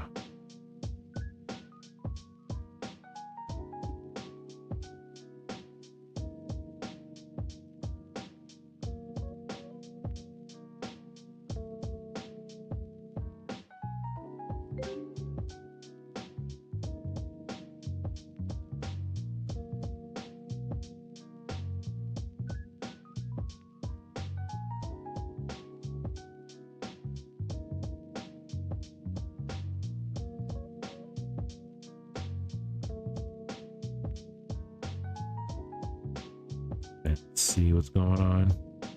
And that little brat from the auction house. They grabbed his bow.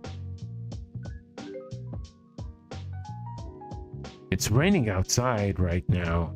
Here, I don't have a drink, and everything else is set. You'd be playing it. I'm watching. Got the music too.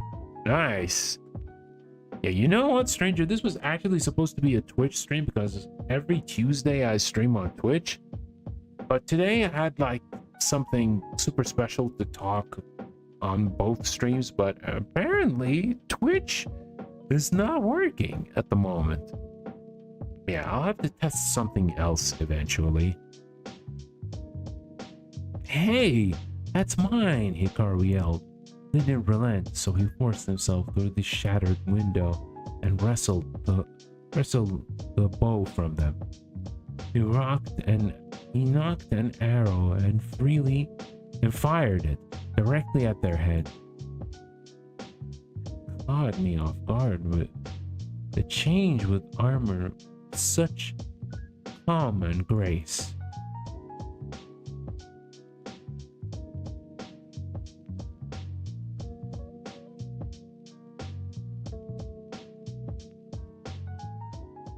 Let's see, they thought they caught the arrow with a certain and graceful motion, their long black hair flowing effortlessly behind them. And here I thought you'd never come back after escaping my blade once. Well, growing smile spread over their face. I can't help you with your death wish. They drew their sword and swung at Hikaru.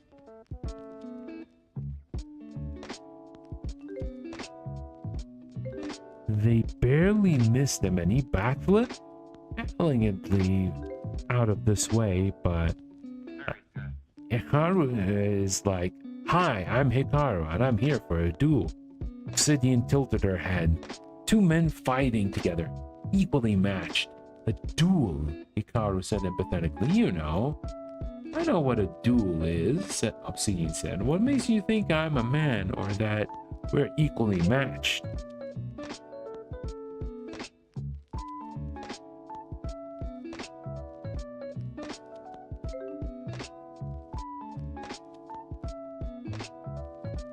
"I know what a duel is," Obsidian said. "What makes you think I'm a man or that we're equally matched?" "No, I won't duel you." They clenched their fists, snapping the arrow easily in half with a dark smile. "I'll crush you." Got something to announce? I did talk earlier, the beginning of the stream with, yeah, it's something related to kind of the core concept of this game, which is about friendship. You might probably want to watch that earlier part later, but long story short, a couple of friends have been gone from the communities that I've been in. One is not with us in this world, and one has gotten busy with their family life. So, yeah, it's been a little bit rough for a lot of online friends. Red veins splashed across the surface of their armor and surged outwards, splaying flecks of electricity across the room. Suddenly, the electricity shot through the window and brought it down with a slam, shooting a crack of crimson lightning across the floor. His knives were suddenly 10 times heavier. As his eyes rolled to the side, he saw Obsidian stroll up. He could smile on their face. "Move, move, move," he yelled at his muscles. They wouldn't budge. Was this it? It couldn't be. Finish him, or torture him, or spare him for now.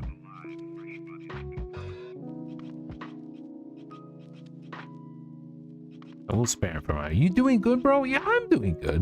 I'm doing good. Doing good. Like, you can't help but feel a little emotional about it, but I'm doing good. I'm trying to do my best to, like, appreciate all the good things that they brought on the community, or the communities, because they're integral to two different parts of the two different communities. But yeah, I'm doing good. But the interesting thing is, like, this game, and this is the third time I play this. A bit earlier today, I uploaded the second part, which I streamed on Twitch, and now all three of them are in a YouTube playlist. If you want to check like the previous two episodes to get a bit of a better idea on how this game's plot is. Looking at Hikaru's face, his wide gray eyes, mouth opened slightly in muted horror. Obsidian couldn't help but chuckle. "Little quest is a fool's errand," he said. They said, plunging a back claw into Hikaru's chest with a sickening noise. They slowly lifted him into the air. "I'll let you in on a secret." "Oh, what's the secret?" Pain bloomed in his chest, and blood spilled over and down his shirt, splattering across the floor, but wasn't over yet. He gripped Obsidian's wrists and tried to pry apart their armor. Obsidian flinched before tightening their grip on Hikaru's throat. "You've lasted far longer than I expected," they said, their cool tone covering their frustration. "I like you."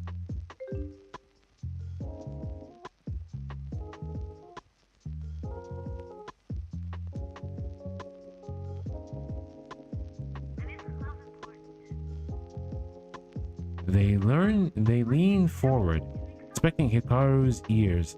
Their lips were so close to his neck.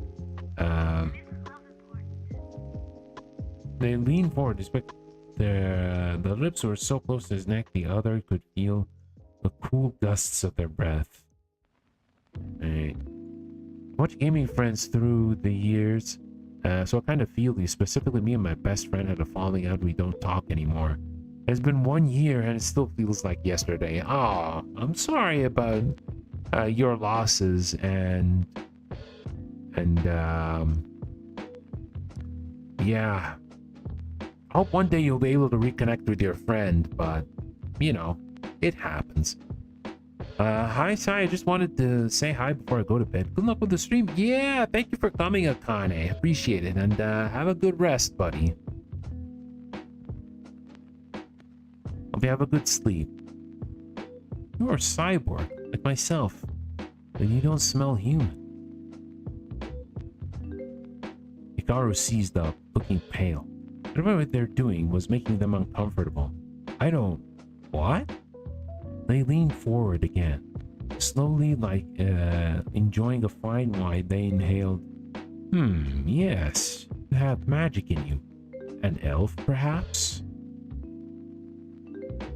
Hikaru froze. How could they? Just by scent alone?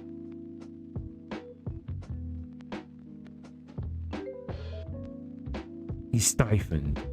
When he was young, he used to hear stories about mischievous crow monsters that lived in the woods at night and wound up and would eat up naughty elves should they stray too far from home. They said they could take the shape of anything, be it plant, beast, or human. You're a changeling. Smarter than you look, they grinned, flashing rows of razor-sharp teeth. Yes, I am a changeling. Like you, I'm so much more than that now. A perfect marriage of magic and monster and machine. Hikaru screwed his face into a scowl. You mean these ears? Every day I wish I had my real ones back. Dear boy, those are your real ears. No, they're not. My real... The ones I was born with. It is what it is now. I just don't like giving an F anymore. I enjoy today now, stop thinking about the past, but sometimes I remember it out of nowhere. Sorry for dumping all this on you out of nowhere. No. Don't worry about it. Don't worry about it. You see, Stranger, the whole concept of this game, and eventually today's stream was about friendship, right? It's about friendship, about relationships. Sometimes you get to move on from them. Sometimes life has a way that forces people to move on by, by passing away, right? By passing away, or just maybe moving to another country, or being busy with life. And yeah, sometimes we have great memories, sometimes we don't have great memories. We have bad memories. And these bad memories, we'd rather not dwell on it too long. because it will just eat us up from the inside. And yeah, the world is vast, and you got like a lot of amazing people who deserve love and support. So if you have like a falling out with a person, it's not the end of the world. You'll definitely find a lot more friends out there who would appreciate you and like respect what you do. But yeah, don't worry about it, stranger. It is pretty much in topic with what I discussed at the beginning of the stream and with what I'm playing right now. No, they're not. My real ones I was born with. Perhaps you do not understand how magic works, Obsidian said, touching the elf's chin. Magic consumes whatever we feed it. Technology is not just installed in us, it becomes part of us. Consider, Hikaru, you could be even stronger than me if you so chose.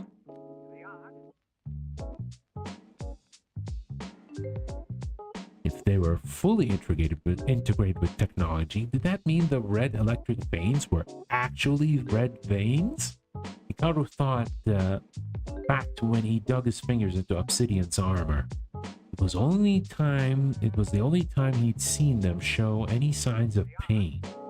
His vision started to get hazy around the edges. He had to act soon, unless he'd pass out. Be like you? You're not a cyborg, he said dully. I'm an elf. But you could be so much more. The frown, they loosened their grip on Hikaru. How disappointing.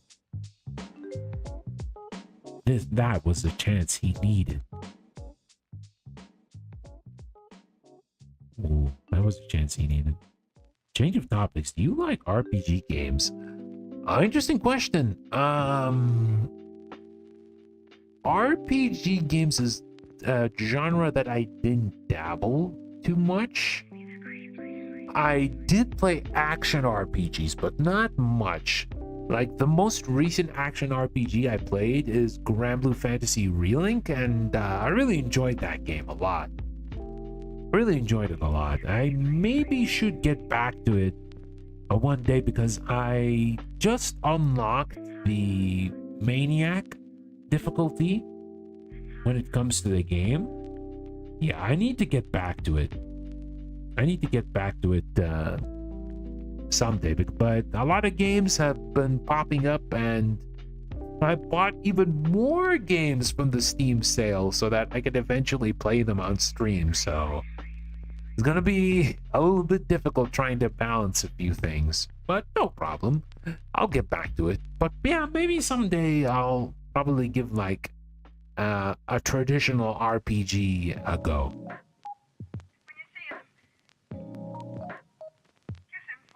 Okay, we already said that. You underestimate me. I won't stand for that. As do you. Let me show you the power of technology, Obsidian said with a grin. They plunged their broadsword downward. This is getting into a seriously bloody fight.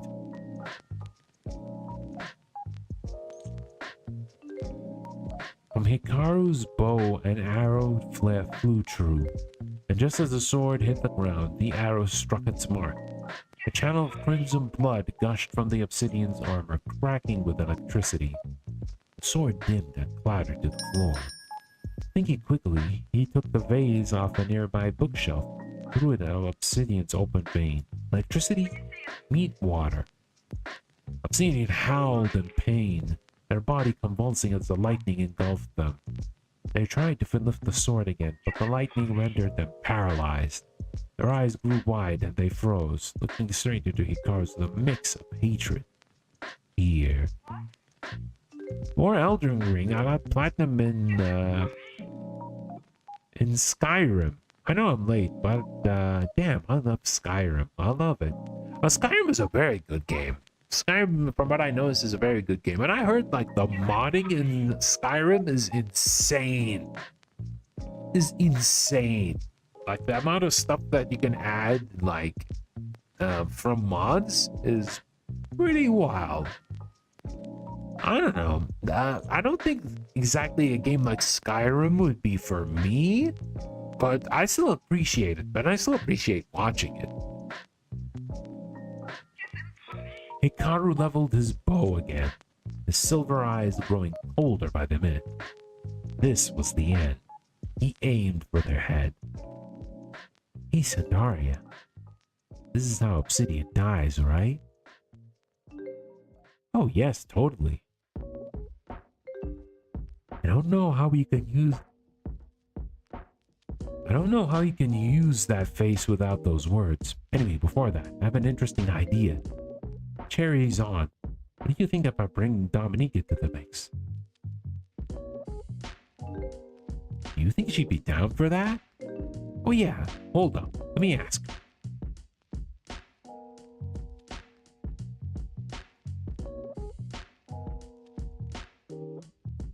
Alright, let's see. Let's go ask Cherry. Hey, Cherry. Any response?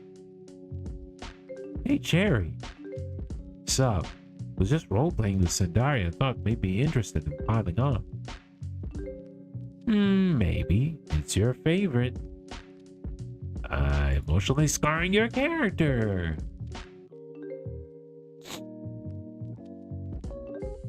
You know exactly what to say to make my heart pitter-patter. Give me the deets. Okay, Hikaru's been after Obsidian for a big part of the story, right? Yeah, so he's about to kill them. I have this plot bunny I'd like to share with you. Say no more. I'm your girl. Alright, let's head to the group chat. Hey, if you want to emotionally scar Dom, maybe a little? Here we go then. I'm an average player who loves to chill in video games, so always try to play different kind of games. Good, I honestly respect that. When you want to play a variety of games, that's great, right?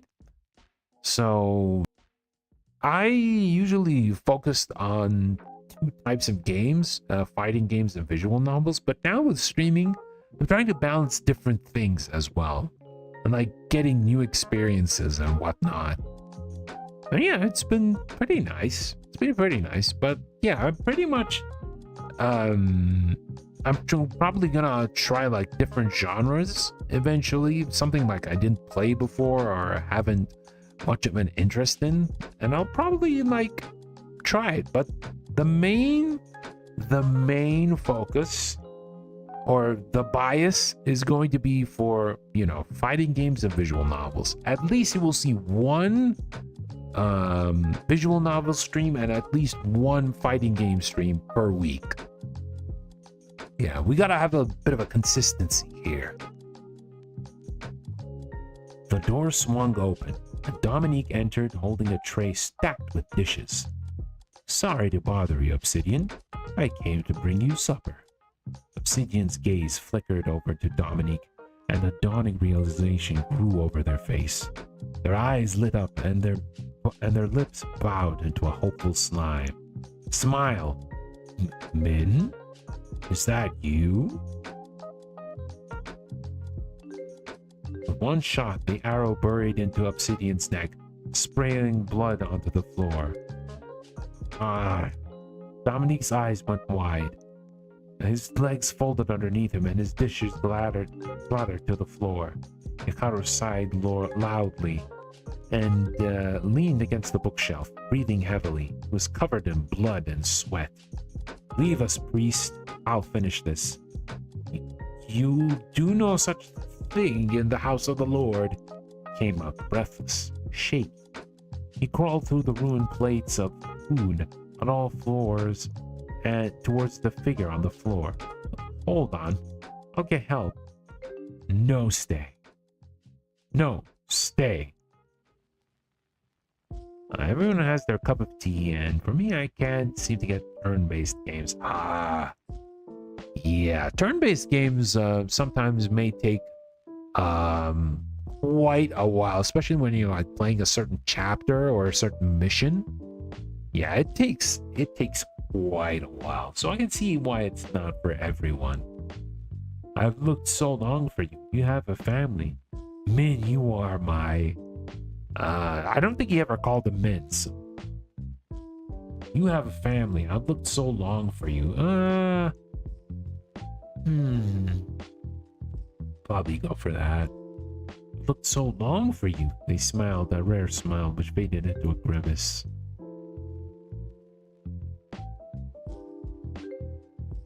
Dominic used the sleeves of his robe to try to stop the bleeding. Looked at Hikaru. Call someone, they're bleeding fast.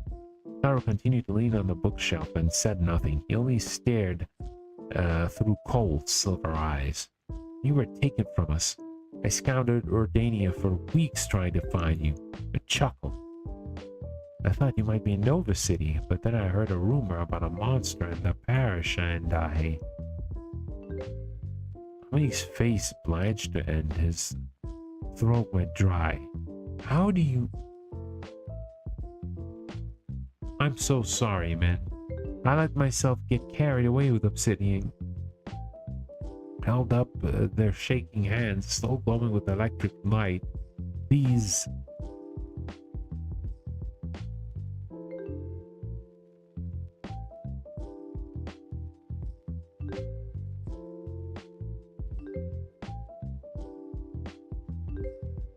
Let's see...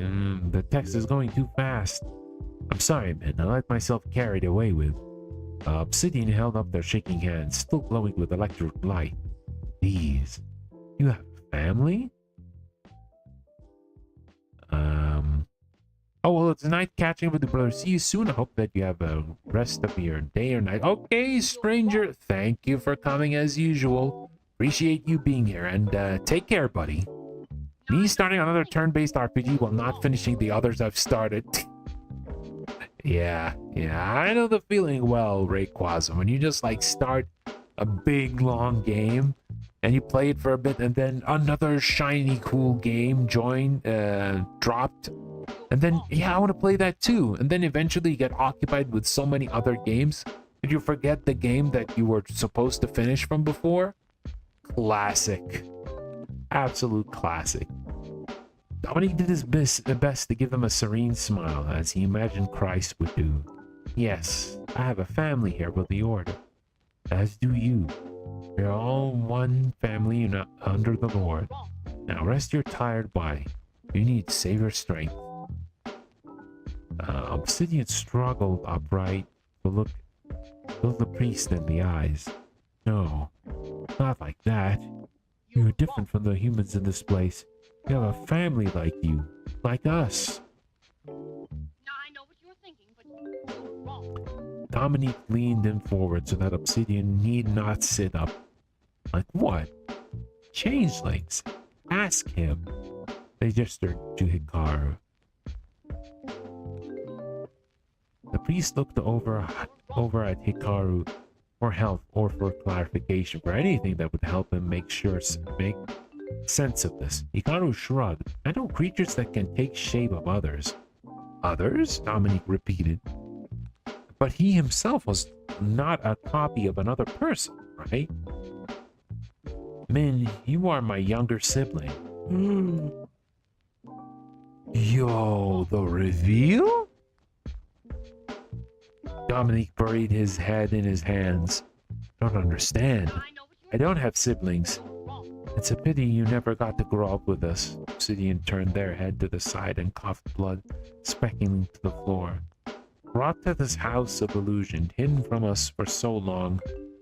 Wish I had found you sooner.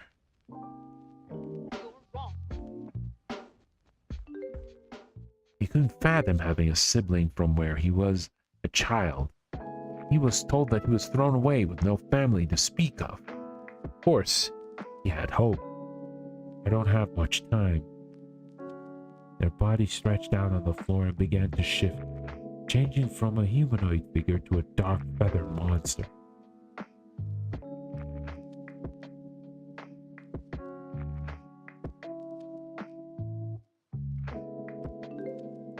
Dominic knew this monster well.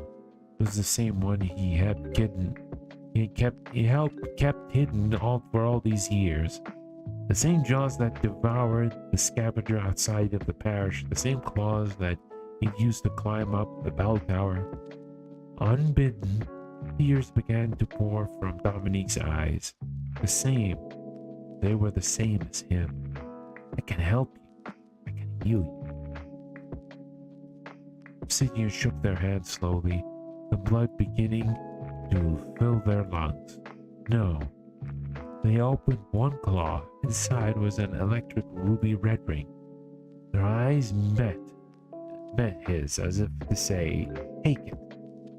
"I have so many questions," he whispered. "Are we really the same? Why are you calling me Min? Am I?" An arrow plunged into Obsidian's forehead. Snap. Life faded from Obsidian's eyes, and the hand that was not holding the ring out to him dropped immediately to the floor. The Unovan Consulate's royal guard was dead.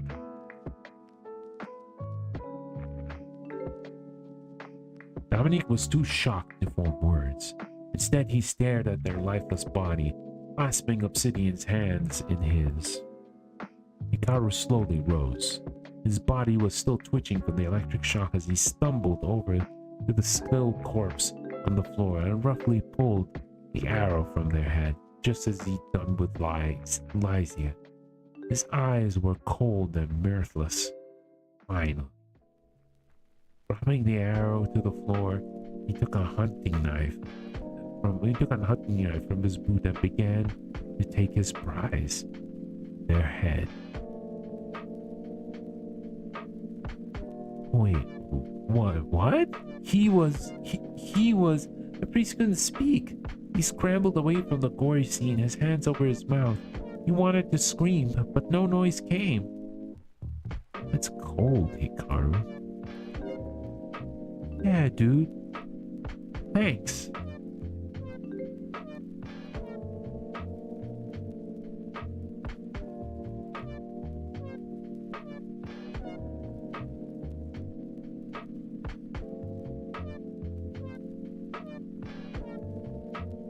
Oh, I see how it is. Peeking me out.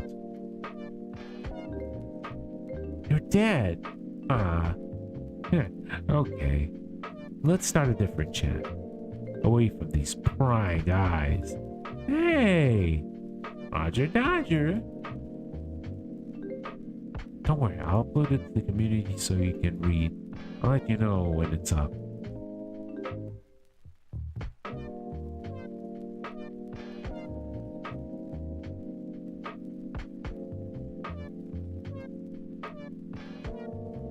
Alright, let's see. Are we done? No, we still need to read more.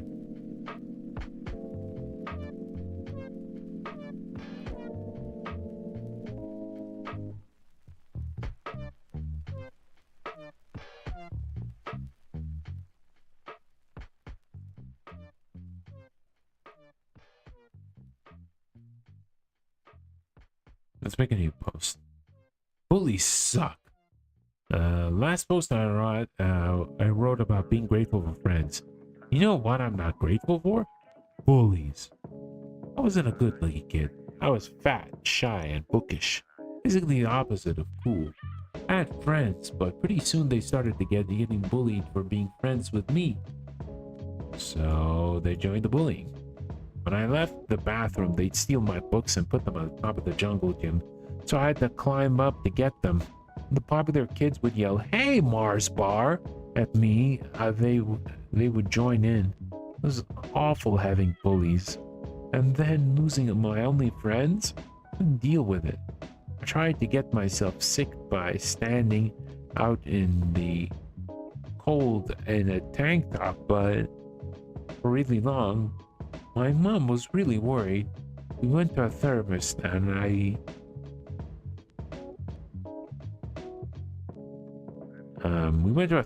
but it didn't get it better. Only saving grace was high school and the internet. I tried to get myself sick by standing on the cold with a tank top for a really long time. My mother was really worried. Went to a therapist and didn't get any better. Okay. I just found out that one of my friends has bullies like that. Made me so mad. Why do people do this to each other? If I was there, I'd give her a big hug, and then punch her stupid friends. Yeah, why do people do this to each other is a question that I apply to so many things. Can apply to so many things that you can't believe how versatile this statement is. Why do people do this to each other? Right? Adults have tried to explain to me to her, just ignore them and they'll go away, or you gotta stand up more for yourself. They don't get it. They don't get it. Being trapped in a place where you have to confront someone who hurt you every single day. If they did, they'd never want to go back to that place again and hearing, oh, it'll get better, or just say something.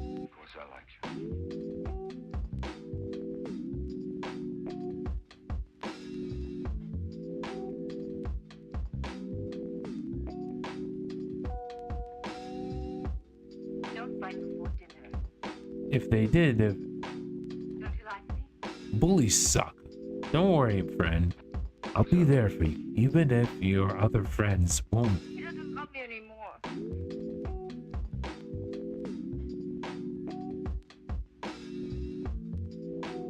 That's supposed to tourmaline.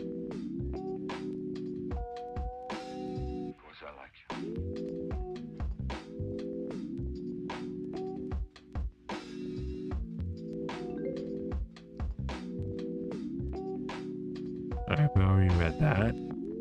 Don't fight before dinner.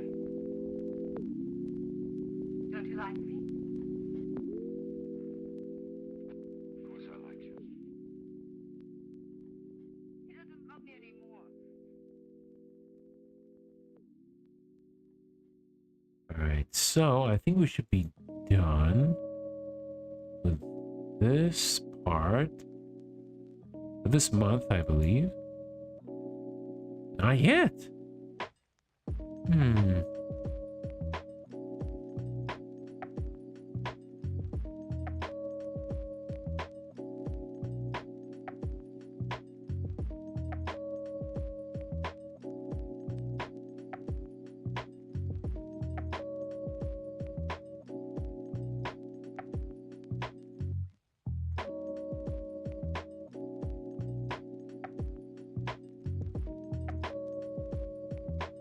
Team building exercise. Character Eitan Musayev and Isaiah Mallory.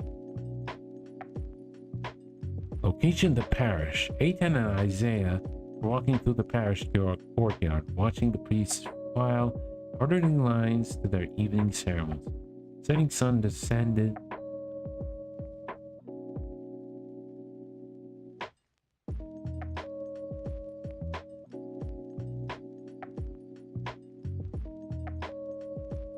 Bathing its citizens with warm golden light. I did not expect our paths to cross so soon, Isaiah mused, snapping Eitan back into reality. It's why I wish to speak with you. The nature of events in this region has taken a turn for the disconcerting.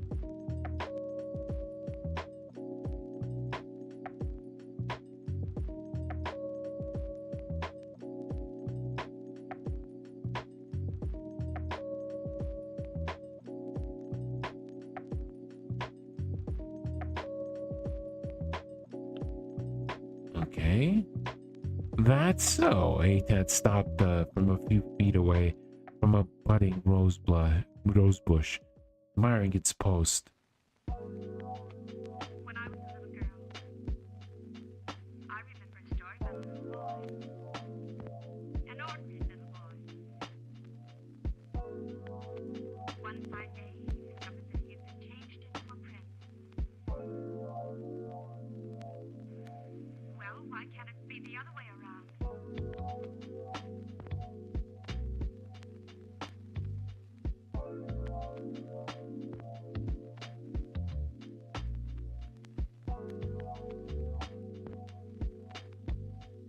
Alright.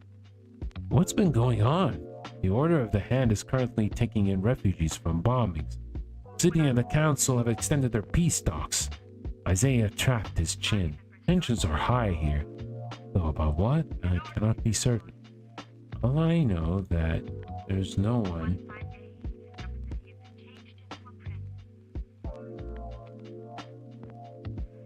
Well, why can't it be the other way around?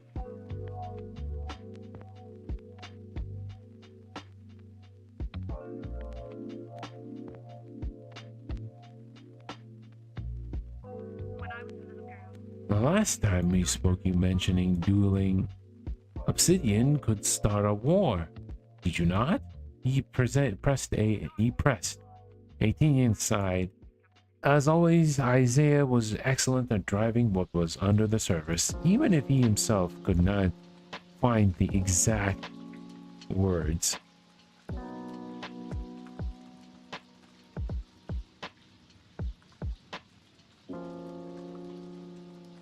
He was one of the best and the worst partners an assassin could have. Something tells me this is bigger than either of us.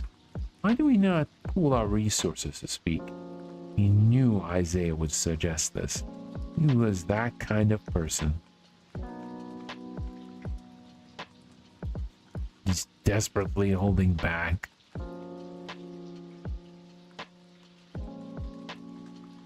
He knew Isaiah would suggest this. He was that kind of person who was excited to share ideas and collaborate with others. Next, he'd probably suggest one of the Terra Antiquium team-based building exercise.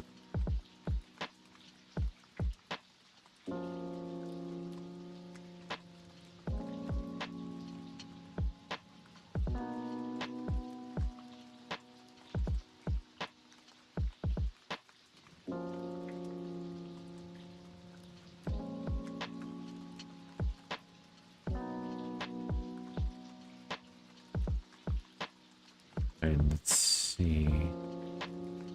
I can do this alone, he replied. He long learned that he could not seek a reaction from the other, but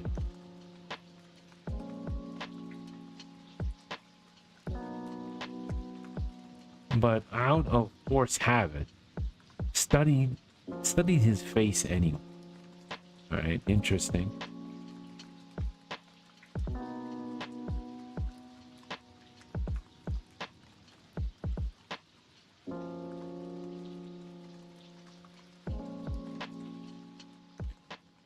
Alright, let's see what happens.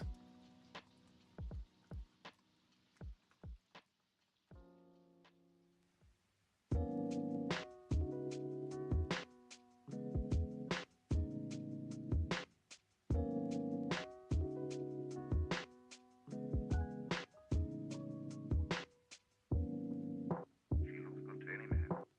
we belong together. I don't like to see you taking so little care of yourself.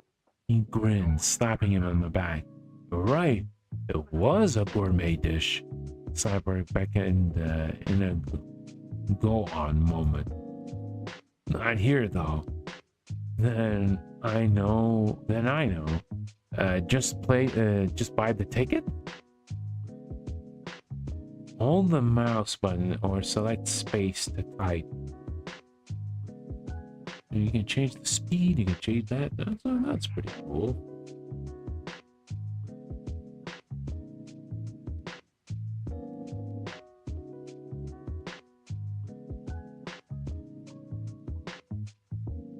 Heard this from behind him. Well, first, then I'll explain. Aitan raised an eyebrow, so it was all a chess game to him, wasn't it? Is this you're trying to convince me into pooling our resources for this kind of thing? He held up his pants and shrugged.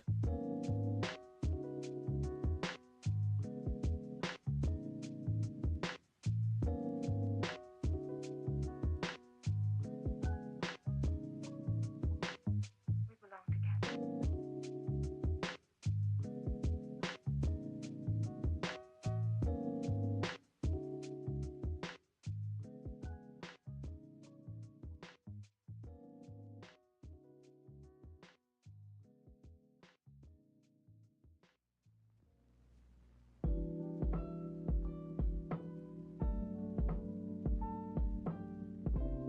Okay, A10 took a deep breath. Of all the people he could spill his guts to, A10 frowned. Why couldn't he see?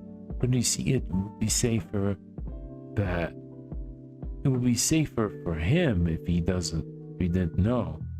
But for humanity, well, might be a rough time if you're not any of the overpowered characters in One Piece.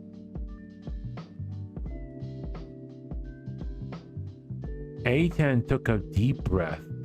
All the people who could spill his guts to.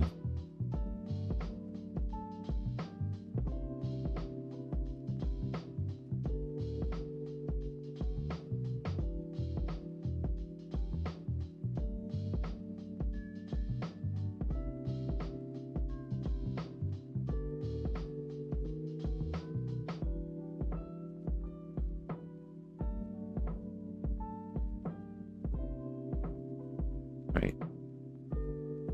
A10 took a deep breath. Of all the people he'd spill his guts to, Isaiah was probably the most trustworthy. The larger this got, the more he started to realize it wasn't a one-man job. Wondered in the back of his mind if his client knew this as well. Never questioned his client's reasoning. It was mighty suspicious for them to hire an assassin to do an investigative team's job. People die from loose lips, you know. A10. Not so registering.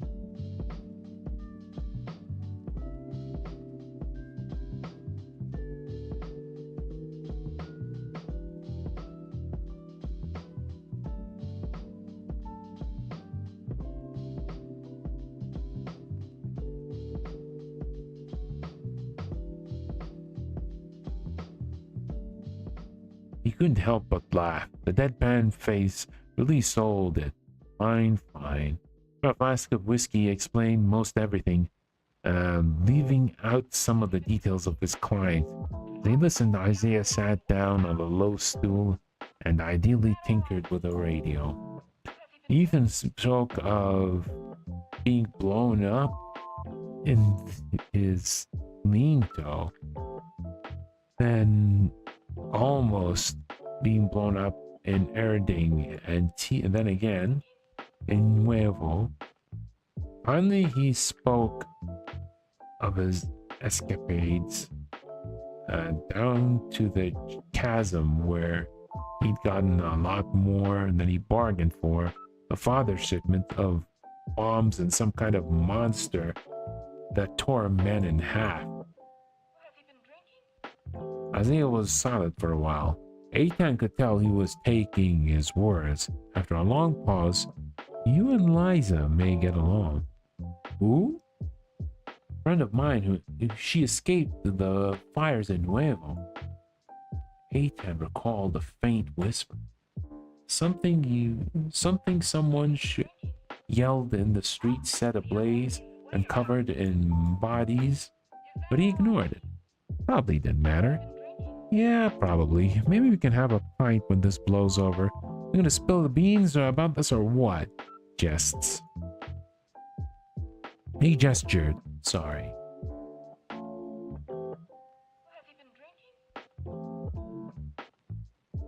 Well, as you know, the crystalline core uses a type of cold fusion that the Council has kept under wraps for ages. Potential is destructive or defensive. Energy is positively limitless. Isaiah didn't seem like the person to be a supervillain with a laser beam, but people surprise you sometimes. So, which one? He asked. I'm not positive myself. There are not many other cyborgs who have successfully integrated cores. But there are ones who have tried being the operative word here. Most have failed. So what can I do for you? Now that I pulled you into a political conflict, what's the catch? What's the catch? Zaya's eyes glinted with mirth. Limited ability I can work on myself, but I need assistance. A10 raised his eyebrows. I don't know my little finger from some of this TERRANOVA tech. What makes you think I'd be in any way helpful? Because we're friends. I think you'll manage helping me out by not getting blown up or seeing as I was blown up by 3 times already.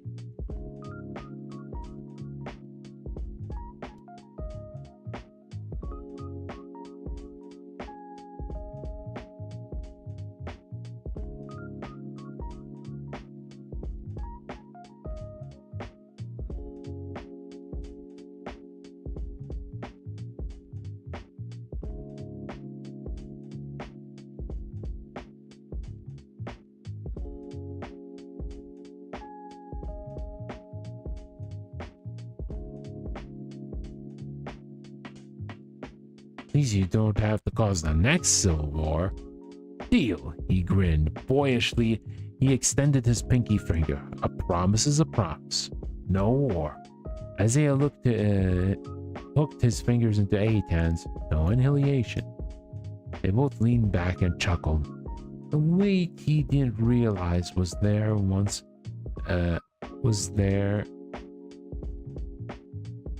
rose from his chest as the sun disappeared.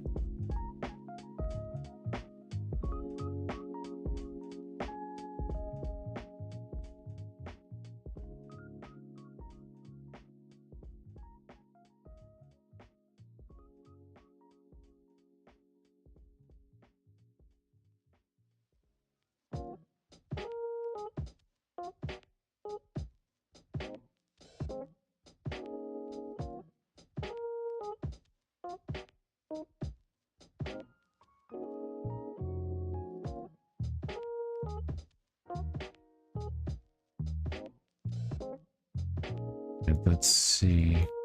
Oh, it seems like they're done. Okay. Think we might be done.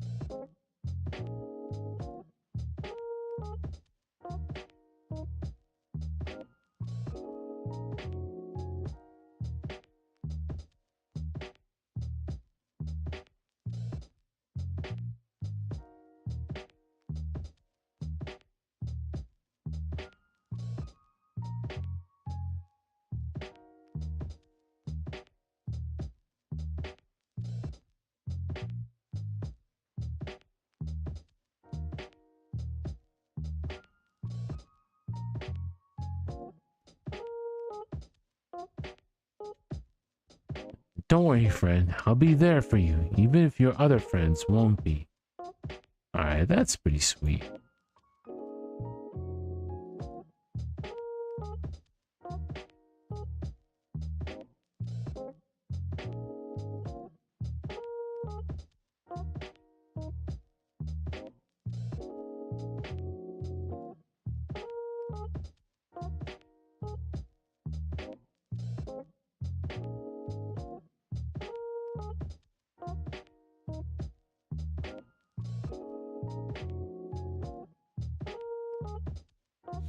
Was it a good...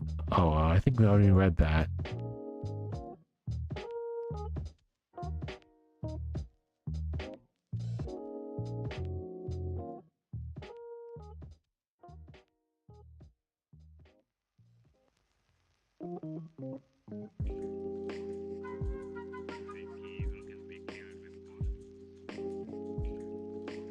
I have heard of evolution.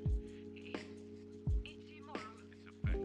There's no morality in a fact. Where do you come from? Another galaxy.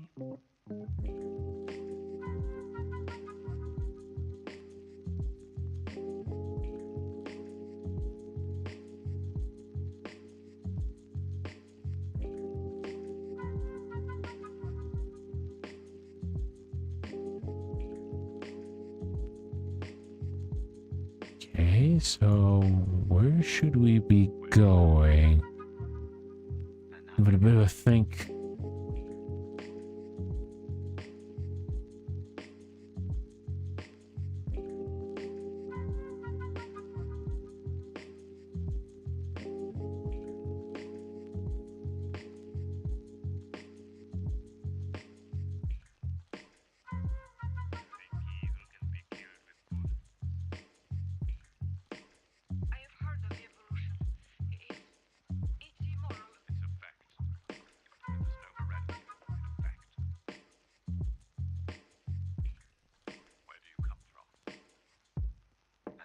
galaxy.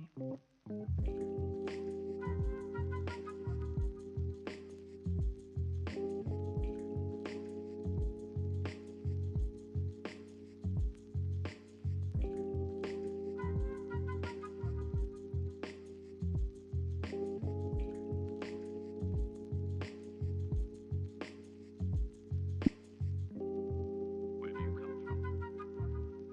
Another galaxy.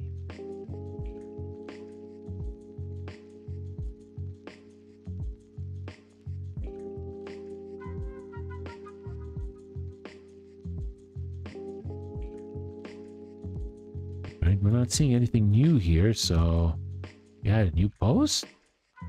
Nah, doesn't seem like it. No messages from the besties. Let's see. Oh, there we go.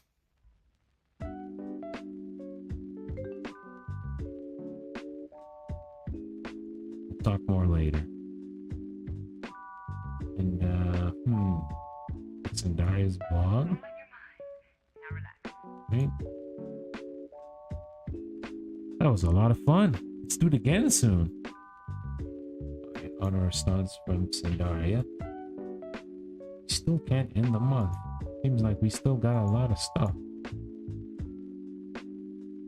Alright, now let's check the...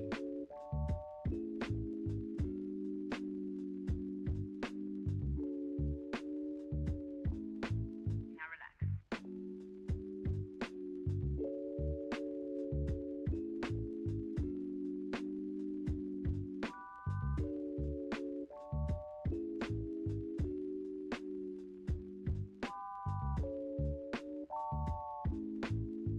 Let's see, where is this? Now relax.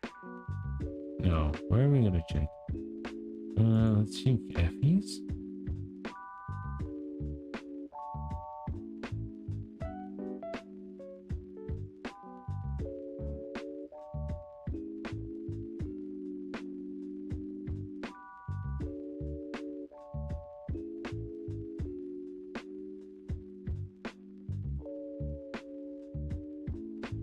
Now relax.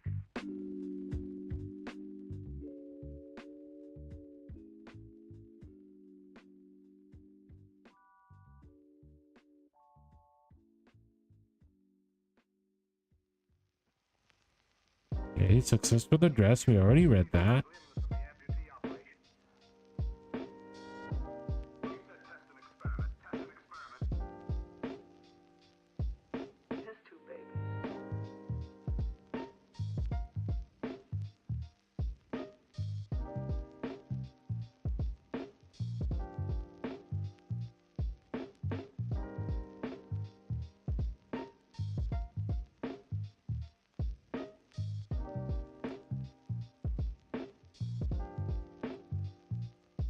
Test tube babies. Test tube babies.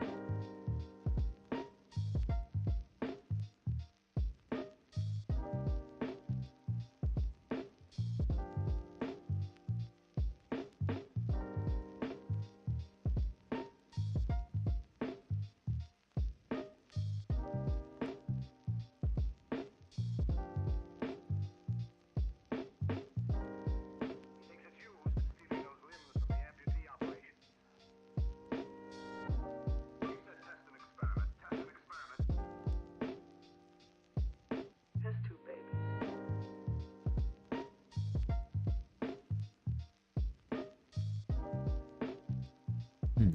It's just the two of us. Oh no. Alright, let's see. Let's see what we can do. We still can't end the month. Test tube babies.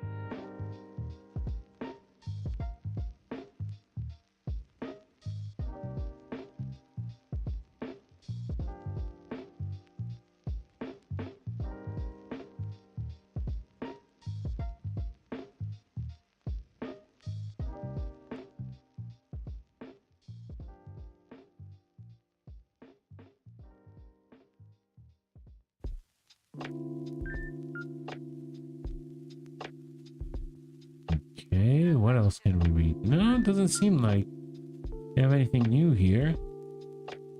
You Where should we go? Check the buddy list. Sandaria. Moving by day instead of night.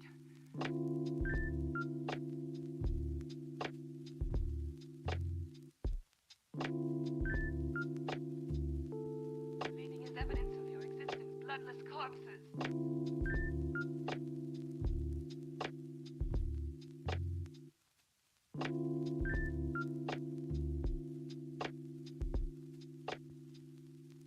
Many of the people you destroyed were still alive.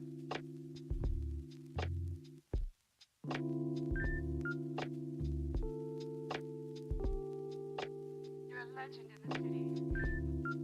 See what we can do here. Come on, please don't tell us we're stuck. Day instead of night. Please don't tell us we're stuck.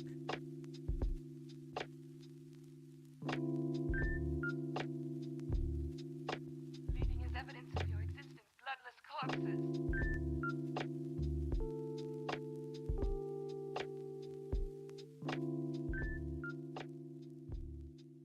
Many of the people you destroyed were still alive.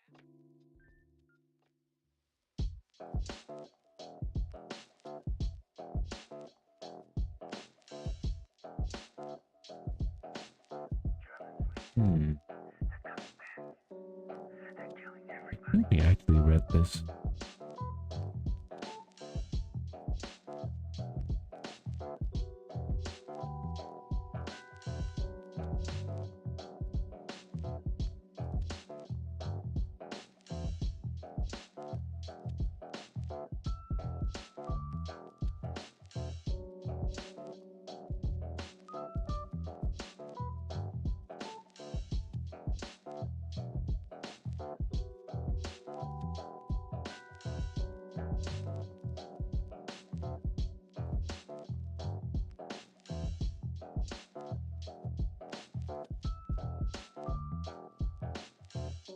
Okay. Make a new post. I can make a new post. Yeah, nothing from.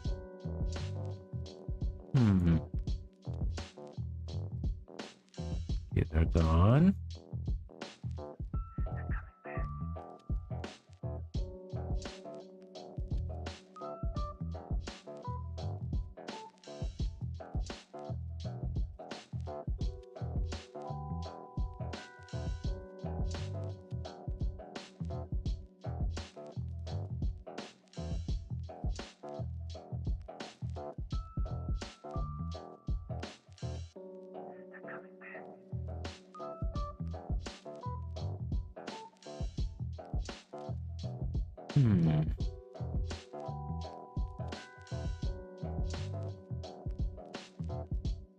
Let me see if I can find something.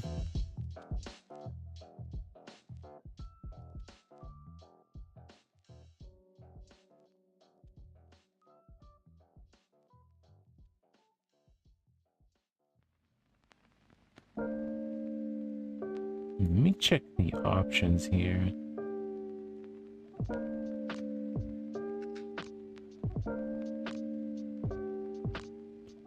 I think I pretty much did everything, so I can end the month. It's so odd. Let me just save though.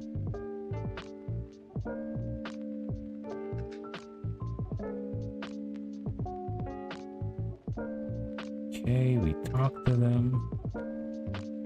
This Sandaria, can we actually say something? We'll talk more later. Oh, hey! How's the role playing going? Actually,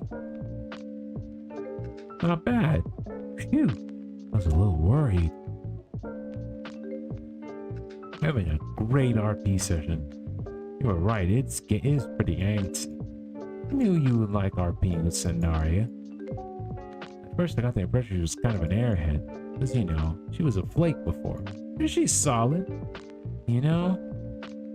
I'm glad you two are getting along. I know you two got off to a rough start before. To be honest, she and I did too. It's nice having friends who get it, you know? Yeah, I know. Wish I had more friends like you, IRL. It's gonna be a lot more fun. Yeah, it's a little hard to find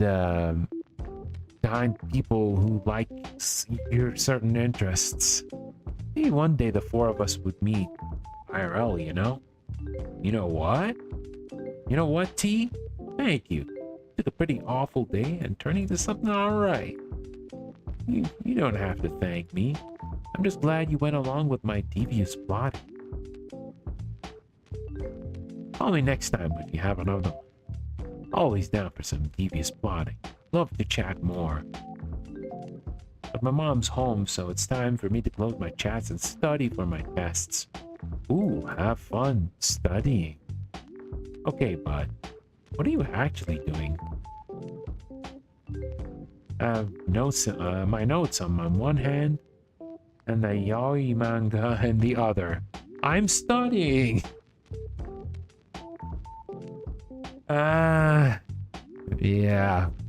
Special kind of studying here, folks. Okay, shoo before your mom sees this. Alright, she's done. I think... Yeah, we can end the month now. Yeah, let's end the month. And now we are in... June.